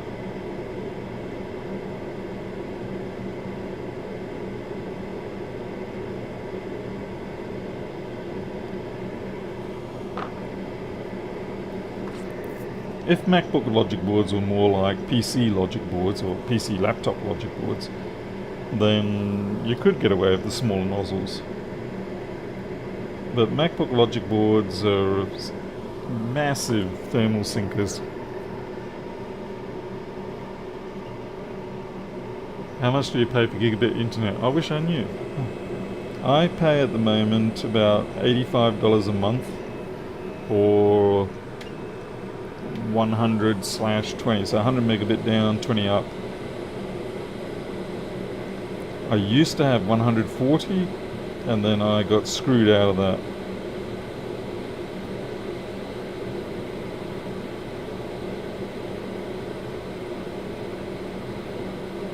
That is moving, and that concerns me. No, I'm going to have to solder them off.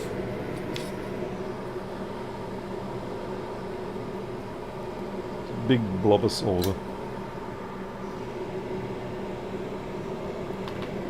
Yeah, MacBooks are like soldering an anvil. And you see, the thing is, I've got a NAND chip up here and I don't want to cook that up too much. I mean, it shouldn't, but it'll be just my luck. Yes, that big blob is deliberate.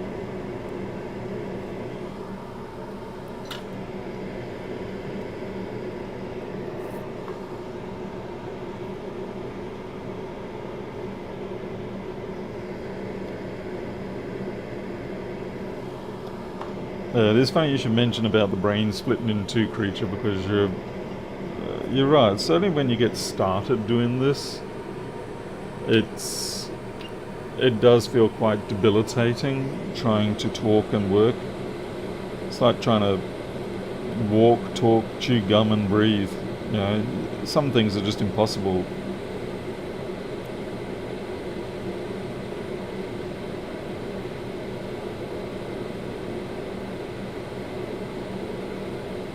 Yeah, I don't know where that blob went either. Now the reason why we're removing all this is because something in this area I'm pretty sure is dodgy, and so I'm doing what we call just like a clean wipe. So rather than trying to incrementally find your way through the forest, you just wipe out the whole forest and plant it again. Okay. And this whole area up here was problematic.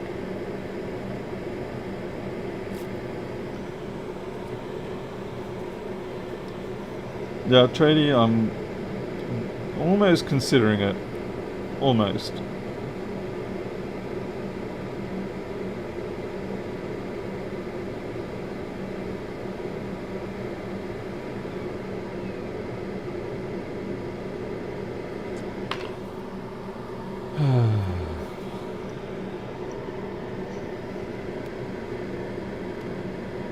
Tell you what, Trey, you should check out, well, you probably already have. If you've seen people like Jason Vilma when he's working on iPhones, that's quite a delight to watch that sort of work.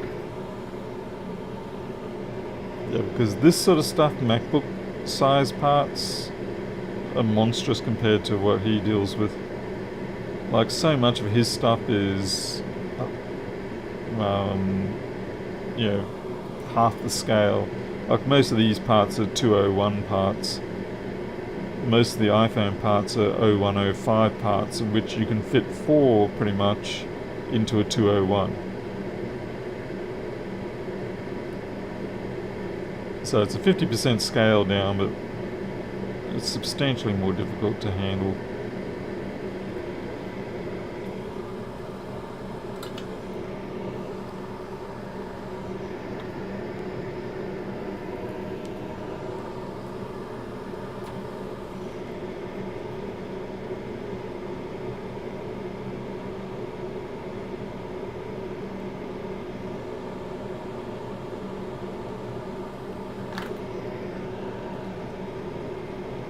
Yes, creature. Damn it, creature. Where's your memory, my man? Don't you remember commenting about this the last time we were working on this? Or maybe actually... Oh, I think I know what you're doing. You were squawking about the fact that I had that resistor lying across the contacts of the non-populated connector. Yeah, that's what you were doing.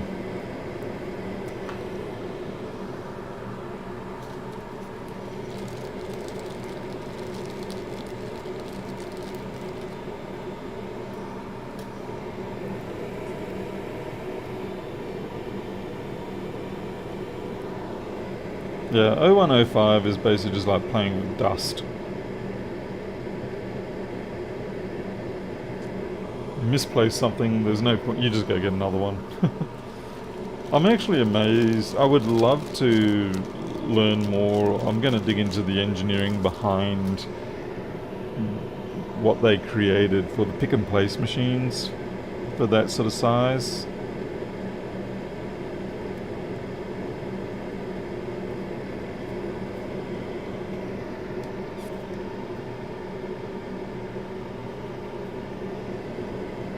Yeah, so that's the missing pad for the resistor. I could dig down, there is a veer down there, but it's just not worth trying to grab it. Okay, so we've got cap and stuff. I say stuff because I don't really know. Let's see if I can find, I think this is a 928 board or a 239. They're mostly interchangeable. I think the difference might just simply be a RAM configuration or something, or SSD configuration. Okay, so this here is a completely butchered one as well. Yay! Damn it. Yeah, I should be able to take those chips off. But... that one suffered a similar horrible fate.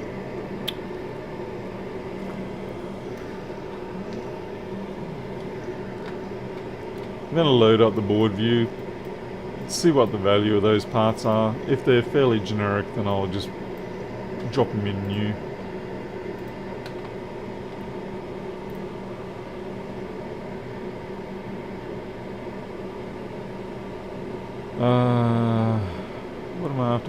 What am I after? 239, 923... 239.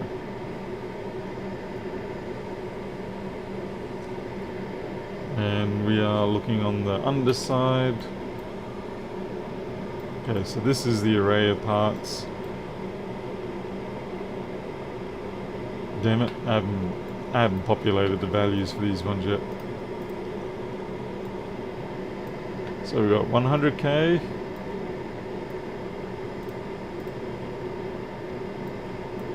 $15k. Oh, what a filthy value to have. 15k. Ugh. This is the one that's missing. And that was just a 1 meg pull down. So that's the one that's on the connector at the moment.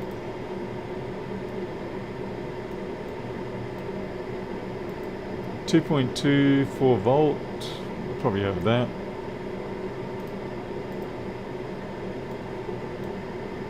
And 2.2 pull up.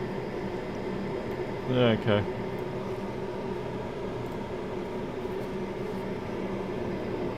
I think we'll drop in fresh parts for those.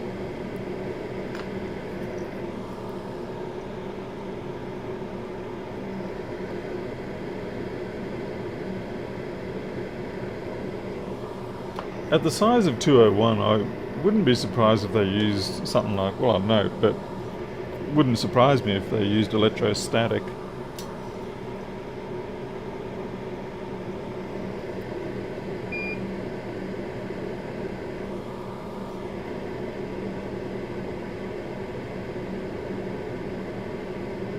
You know, I'm going to put too much solder on these. Okay, I'm going to have to use some hot air. Just to assist me as I distribute the solder around. I don't know why I put it on that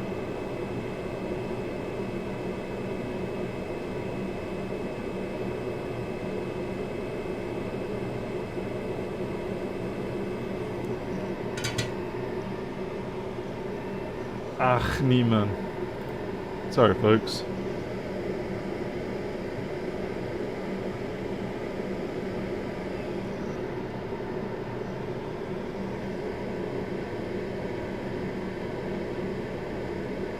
It's too much solder on that pad. Oh well.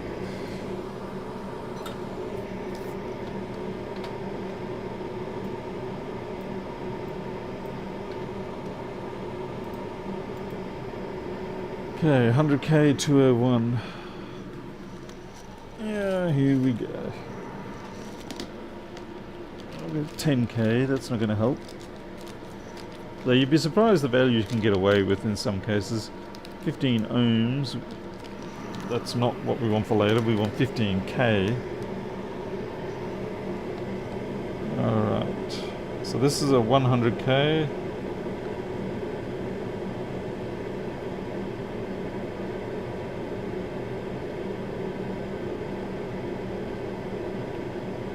God damn it, stick to the flux.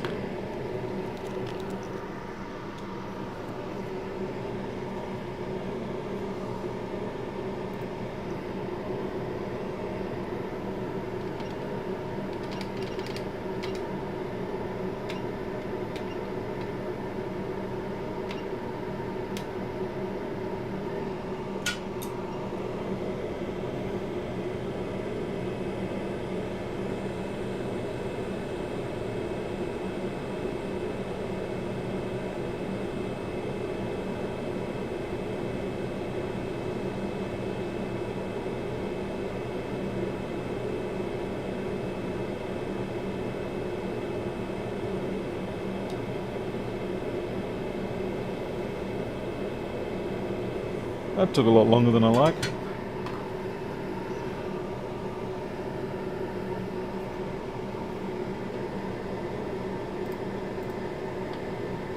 So 15k for that.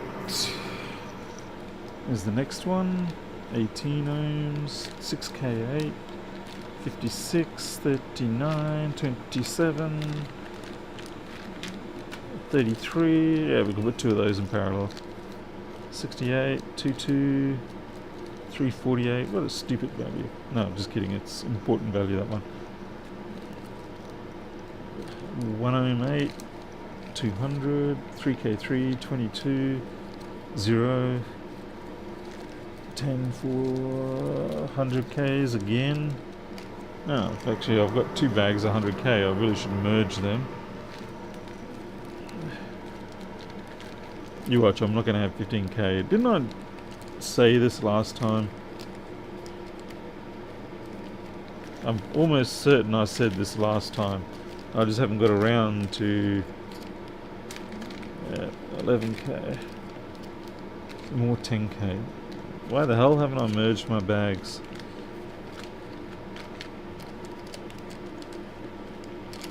Geez, another 10k? What is wrong with me?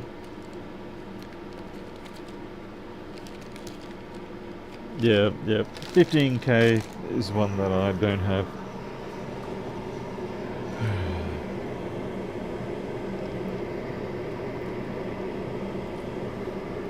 Which means I have to steal it from this abyss.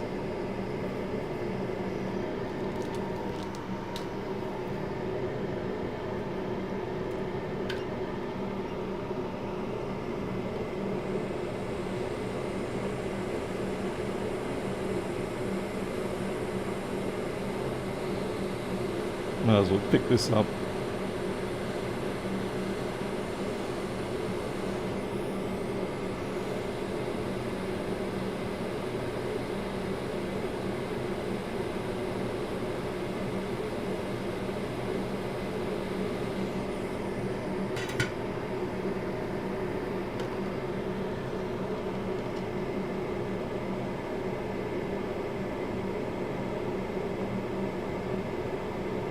You are not a pretty 15k. Look at you, got black junk all over you.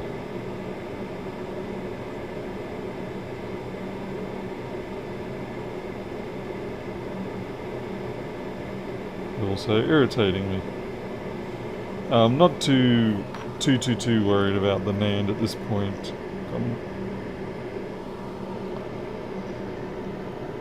I'm kind of worried that I'm actually making matters worse because of the fact that I have to persist for longer.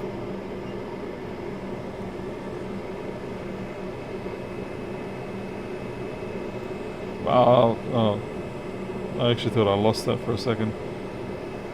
Oh, yeah. The black junk on it, which is edge fill, overfill, whatever you want to call it.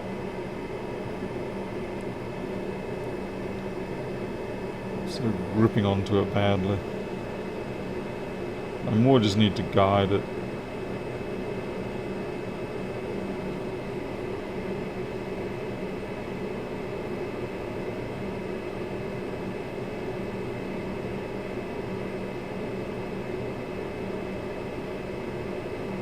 Okay.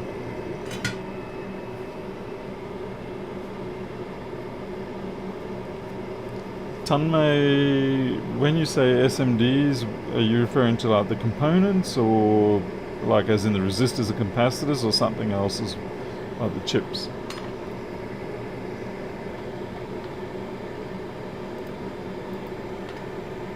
$2K2 at the end.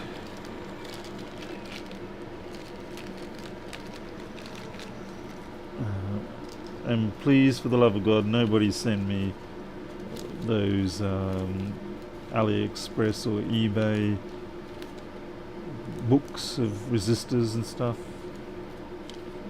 They are a surefire way to most likely end up with a fault that you have no idea what's going on with. I've had too many of them being too far out of spec and just weird behaviour.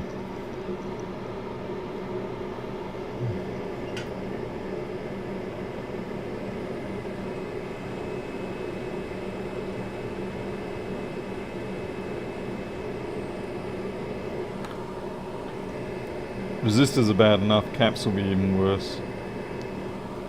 I mean, sure, if you've got absolutely no other choice, then you can fall back onto those, but I much prefer to just incrementally buy the values that I need.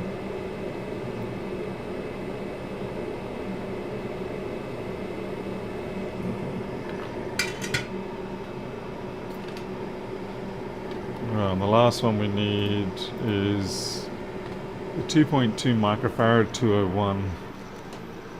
I think it's the 4 volt. 402 resistors, that's no good to me. 603 caps, no, that's still no good to me.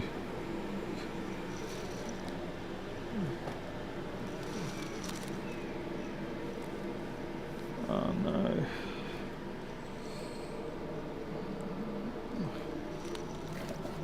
$402 caps, 201 caps. Found them.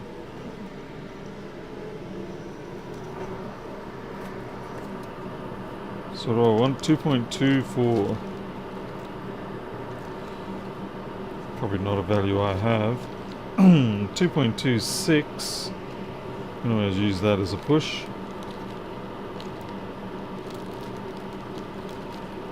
2.210, probably going a bit too far. 2.26, another one where I have bought the same thing twice. 2.210, same thing twice.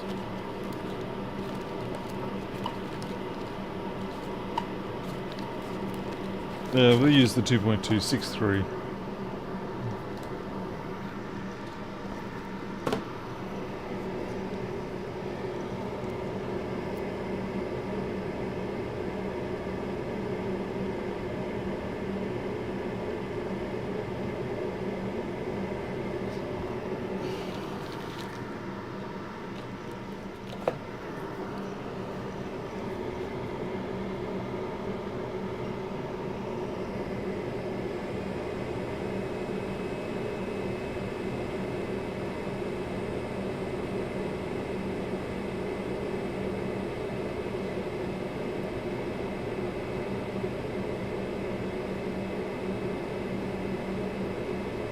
That's down. Oh yeah, we've got to put that big cap back. What is that? It's 10 microfarads, 63402. It's pretty much a jelly bean cap, that one. 10 microfarads, 63402. You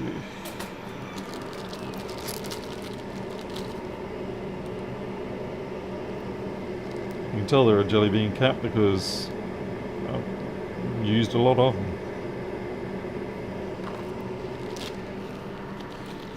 I don't know if other people use the term jelly bean, but basically, sorry, I'm losing my voice here. When we refer to a component as a jelly bean cap or a jelly bean resistor, usually we say jelly bean cap. It just means that it's a very common one that you just throw around. It's, you know, nothing special. It does the job. If kind of, they're a little bit tainted, these resistors, but I'm fairly sure they're okay.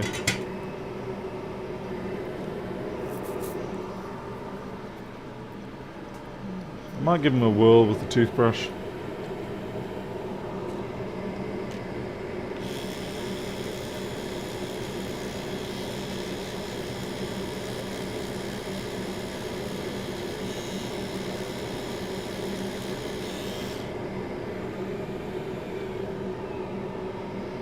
Yeah, 100 nanofarads, that's definitely jelly bean.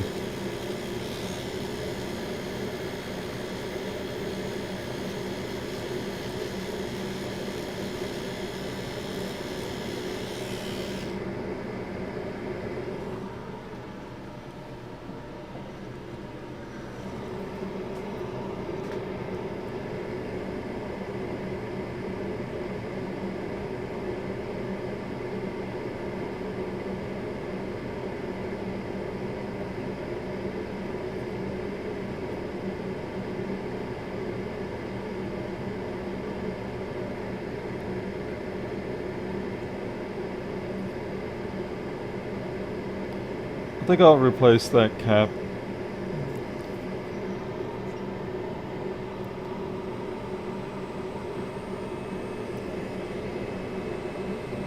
Well, creature, like I said, we've already addressed that missing pad one on the other side.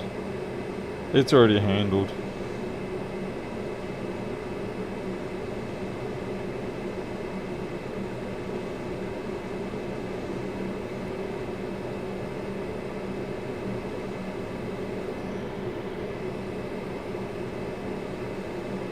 Come on.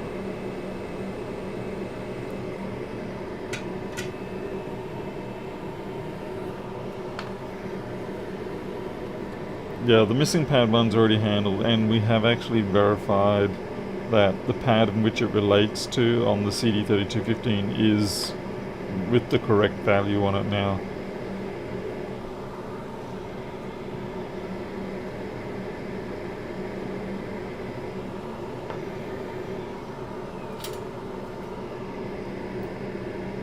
Without the resistor there, it reads as an open line, but with the resistor on that on the back there, it shows up properly compared to existing boards. Let's see, 1 microfarad, 35 volts, 4.2.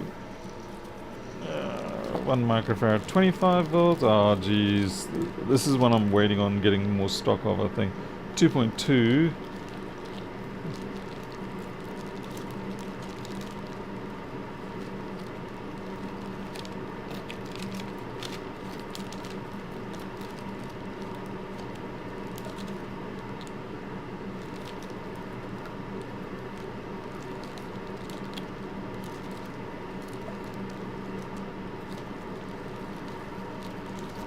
Yeah, I'm almost certain 1 microfarad, 35 volts is actually on my purchase list right now.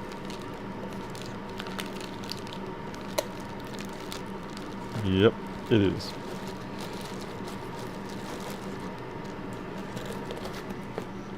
It's fine, we'll take it off the donor.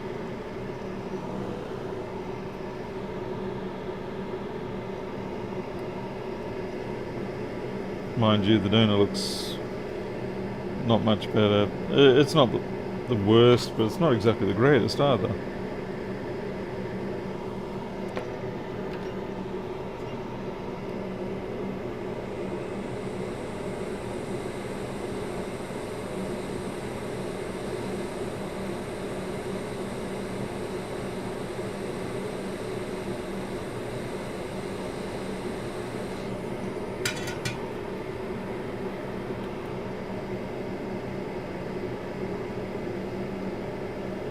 I should point out that there's no guarantee that we're going to actually have any change whatsoever in the behavior of this board, because for as much as we may have, say, wiped out all that top section and restored things, doesn't mean that we actually got the right section. It could be a case of, yeah, sure, it looks really bad, but it actually wasn't the problem. Okay, so now I've got to just quickly clean up a couple of these little solder pimples.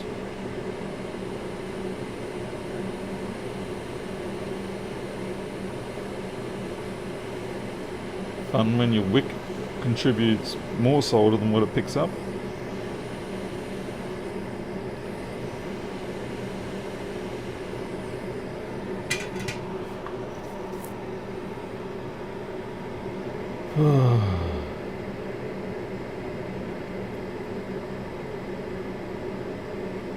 Okay, it's heaps of flux. Now we need some CD3215s.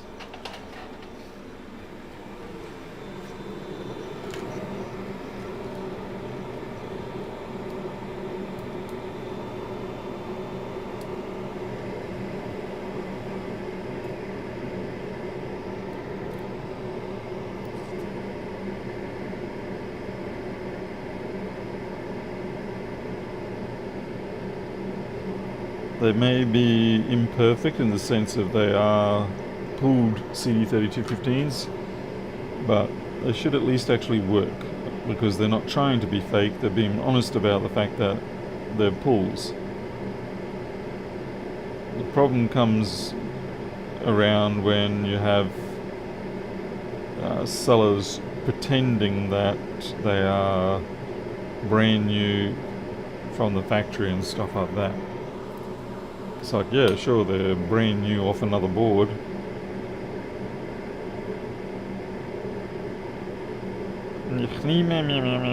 Yeah.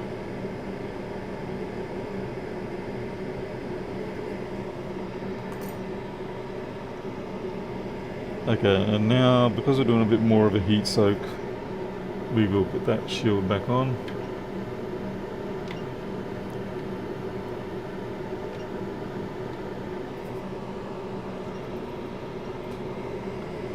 And we proceed to stress creature out now by hovering over with our tweezers, ready to prod the daylights out of this chip.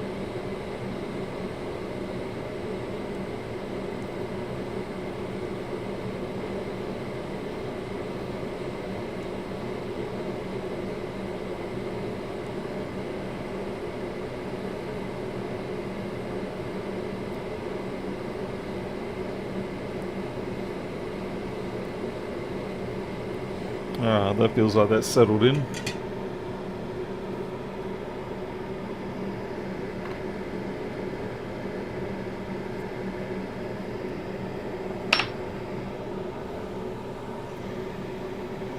Midnight.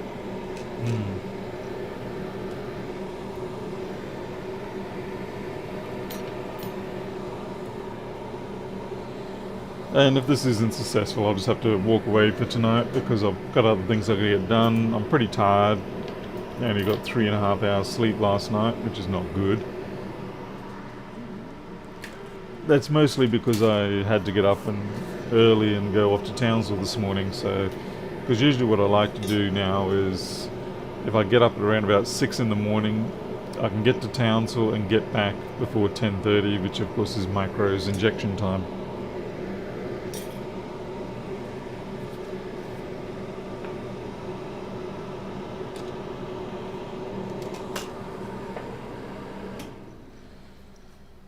Phew.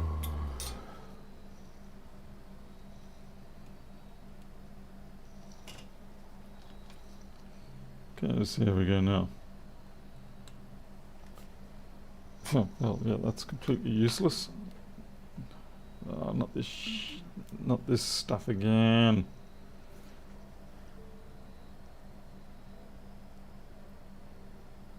Resetting now, are you? Great, so now we've got different behavior yet again.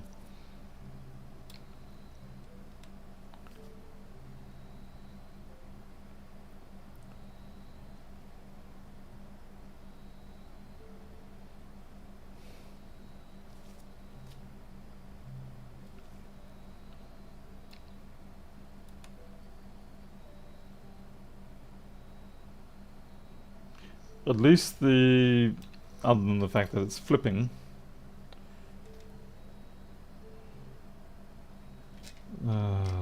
this is what I hate. This is going to be a 4-port job. Yeah. There'll be something wrong with one of these ones.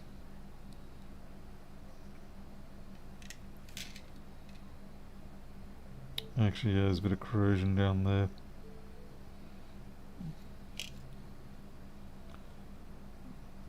I'll just have a quick dig. I think that middle resistor in that cluster of 3, I think that actually may have disconnected. So we'll have a quick dig, because nothing like doing something different to what I said I was going to do. And the frickin', for some reason the extractor is actually impacting more than it should at the moment. I don't know why, because it's on an isolated circuit, but what can I do?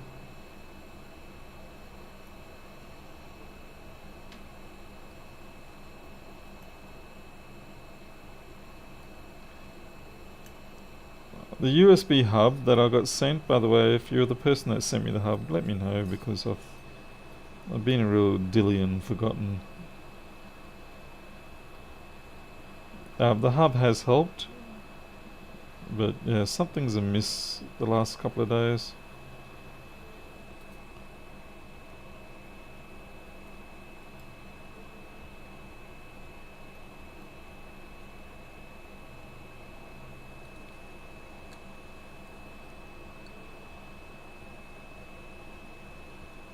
I'm pretty sure that one there, yeah, its pad has been destroyed.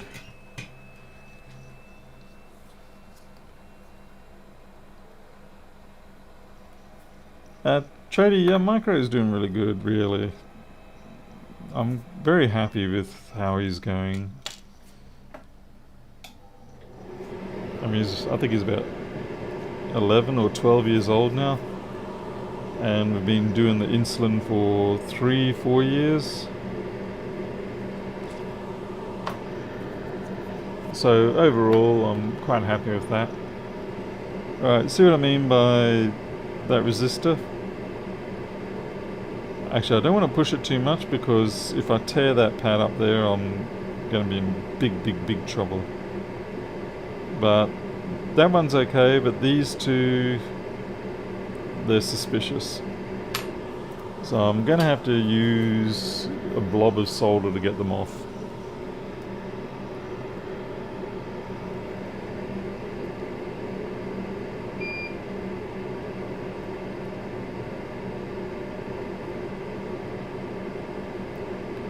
Yeah, that one came off too easy.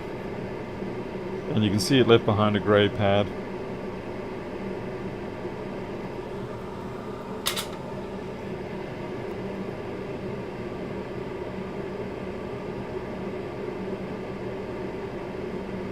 Yeah, both those pads are pretty much non-functional.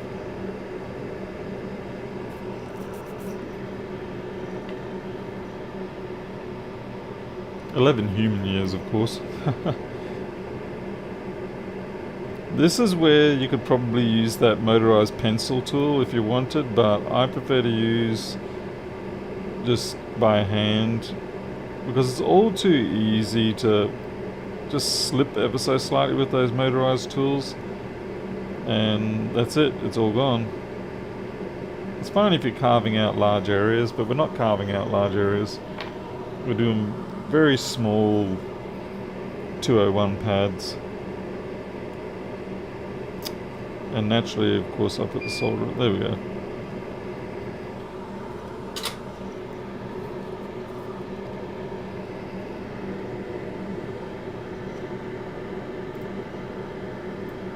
Okay, so we're on this side now.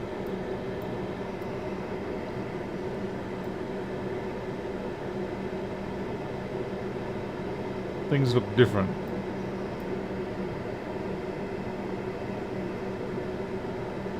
Ah, this is no good. This is different.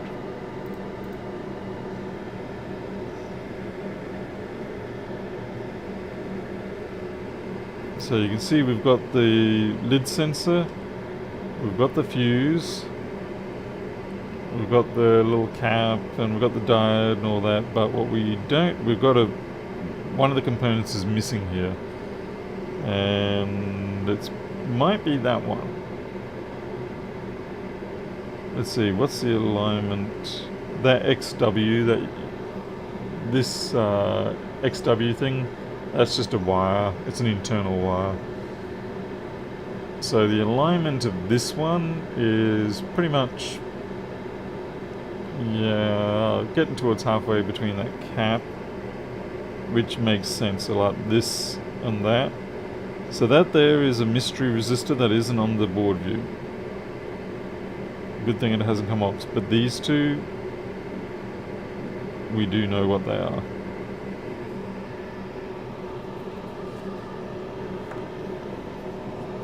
Because the other thing I can do is simply take them from a donor.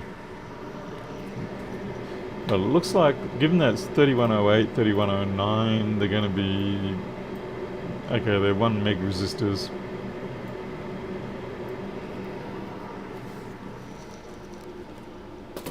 I know I've got 1 megs here.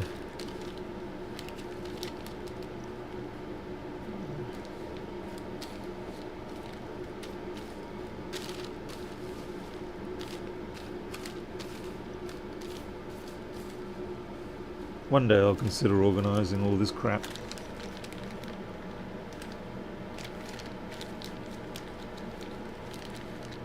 When I've got spare time, yeah.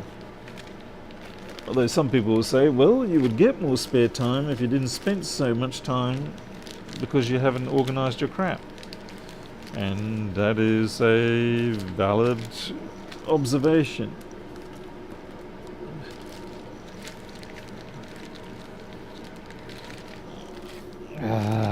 Come on.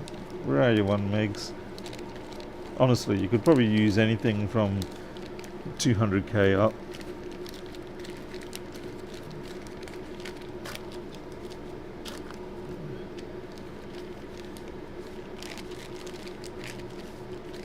Seriously? You're saying I don't have 1 megs there? I'm damn sure I have 1 meg in 201s. So what's going to happen now is that I will go, alright, fine, I don't have 1 megs. I'll order 1 megs and then I'll find 1 megs.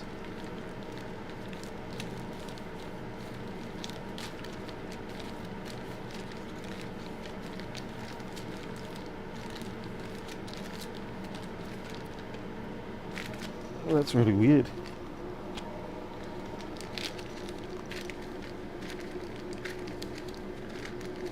Because it's a pretty common value for me to have to use. So if I had to guess, I'd say I've inadvertently left it out somewhere. Well, that's just bloody annoying. Yeah, I'd say the inadverted left out is the more likely reason for me not finding it anywhere.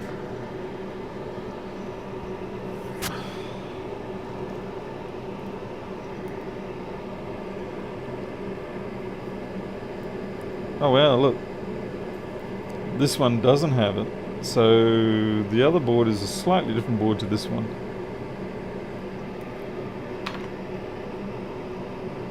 I should make a note of that, because yeah, you always do one. Okay, so this is 239, does not have it. So this must be a 9 to whatever. But usually they're the same board. It's 923. Yeah, see, it's empty. You usually have a note say use 239.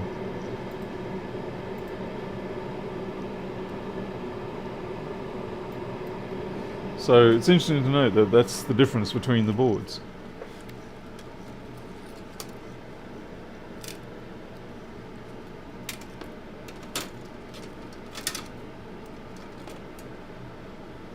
$239.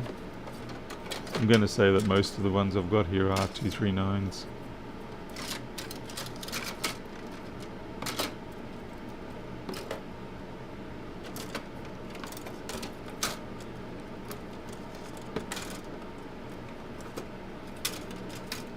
One left here. What are you? You're a 239 as well. Yeah, they're all 239s. Or are they? What are you? No, you're at 1041.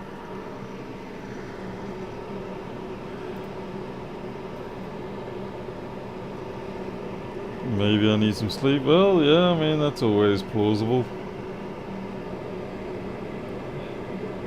Damn.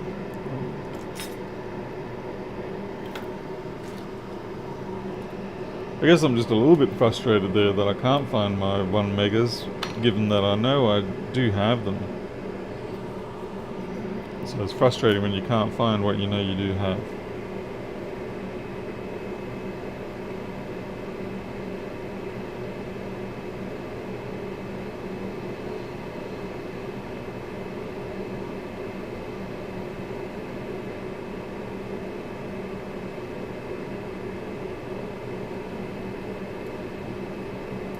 Okay.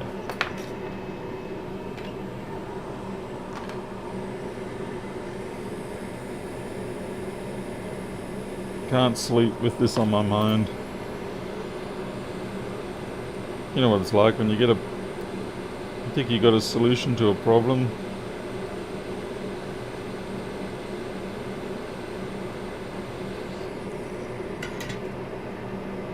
You can't rest until you've tried it.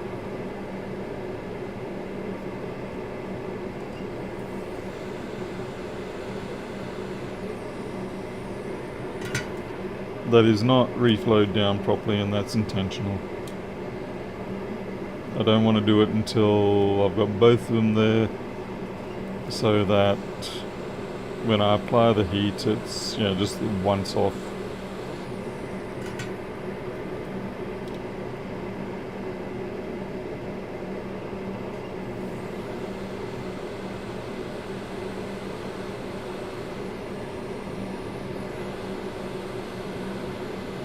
Oh great, now you guys have got a ball between yous. Hey there, Coolman. Oh, you got your Atten, cool. Now you got to go through the painful process of getting used to it. I wish you the best with that. Like, even just going from the quick to the Atten, so many things had to change. I'll be curious to see if you decide to ditch the helical spreader inside the nozzle or not. Yeah, that bottom pad there, it's a bit of a pillow in head situation, so I need to clean that up and make it stick better.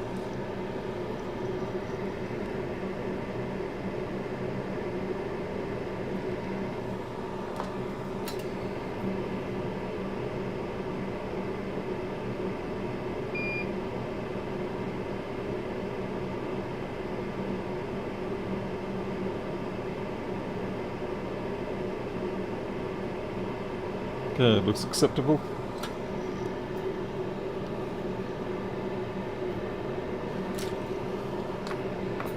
It wasn't a squeezage ball, it was just a random attachment that came over from the other board.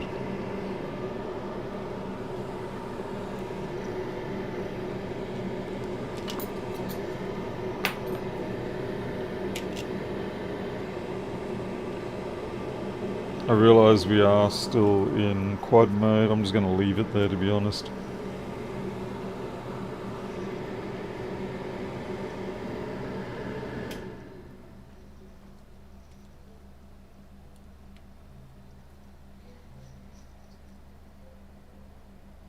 Ha! 20 volts, yes.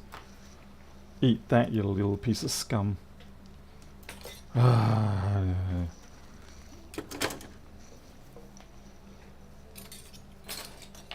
It reminds me of...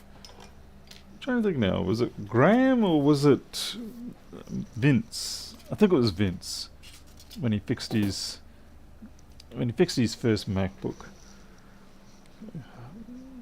He was genuinely excited. You could really feel it through the video. It was lovely to see that.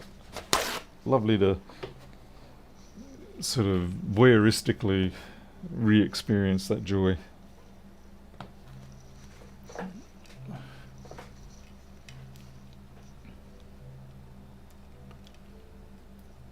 Man, that was a schlepping a bit. So much so I forgot where my glasses are. Ah, there they are. Oh, Graham is here. Yeah, Graham, do you know if it was you or whether it was... well, I guess if you can't think back to a really exciting moment, I'm pretty sure it was my mate Vince. I can't tell. You're all English. Can't tell any of you apart. You and Caradog, you sound and look the same to me.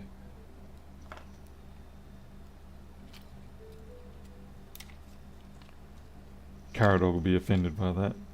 Like, how rude. I'm clearly superior to Graham.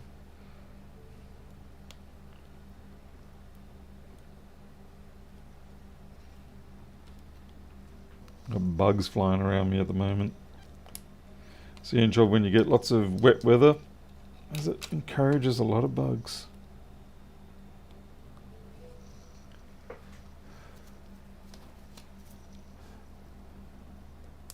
Yes, light up and tear up. Especially when you're thinking, yay, I finally made making some money off all this work. Okay, that does not want to go in for some reason. Oh, there we go.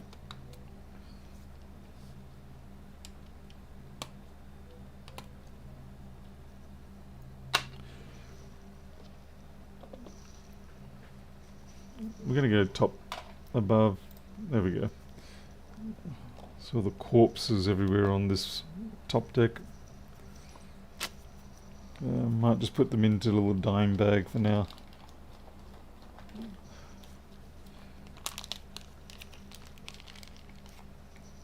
Special kind of crack.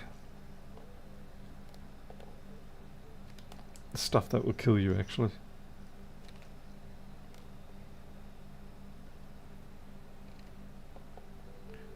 I know, everybody's excited and wants to see this thing boot, but gotta collect my Heisenberg residue first.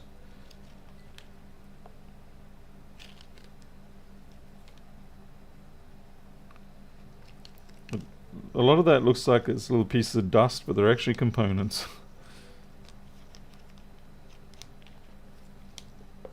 Okay, let's dust. There's another component in there. Right. And the whole reason of opening this was to get this screw out. Okay. T5.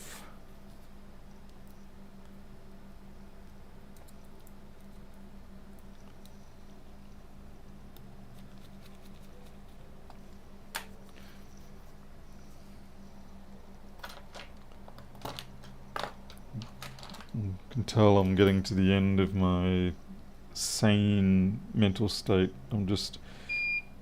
Oh, settle down.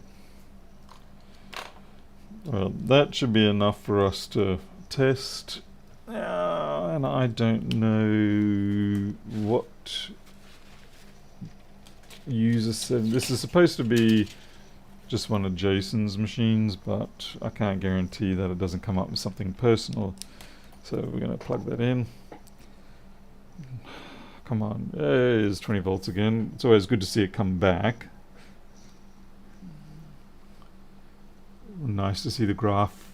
As long as the graph does that sloping up, you'll want to see that. Okay, looks like we've got a boot. We've got a busted screen. That's not my fault.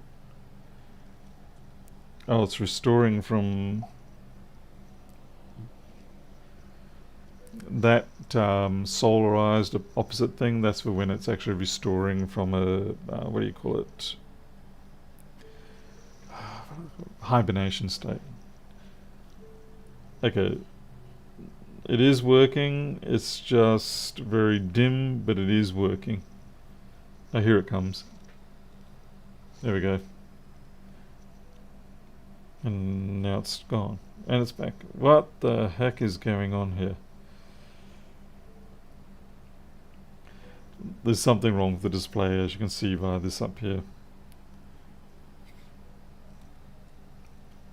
Oop, and now it's stopped. Yeah, the display is a bit funky. But anyway, the logic board works, so that's what matters. So if data needs to be recovered, it can now be recovered. And oh, it's picking up off the camera, that's why. Trackpad. Trackpad works. Cancel. Alright, that's it. We're good. I'm off to go and do other things now. I got a whole lot of programming to get done, which apparently doesn't seem to get done on its own. No idea why. So, thank you very much everyone for watching and persisting. It was a different night tonight. At least we got to play with the PC, as much as I don't really care to, but I had to mix it up a little bit. Alright, I'm out of here. You all take care. I'll see you next time. Catch you later.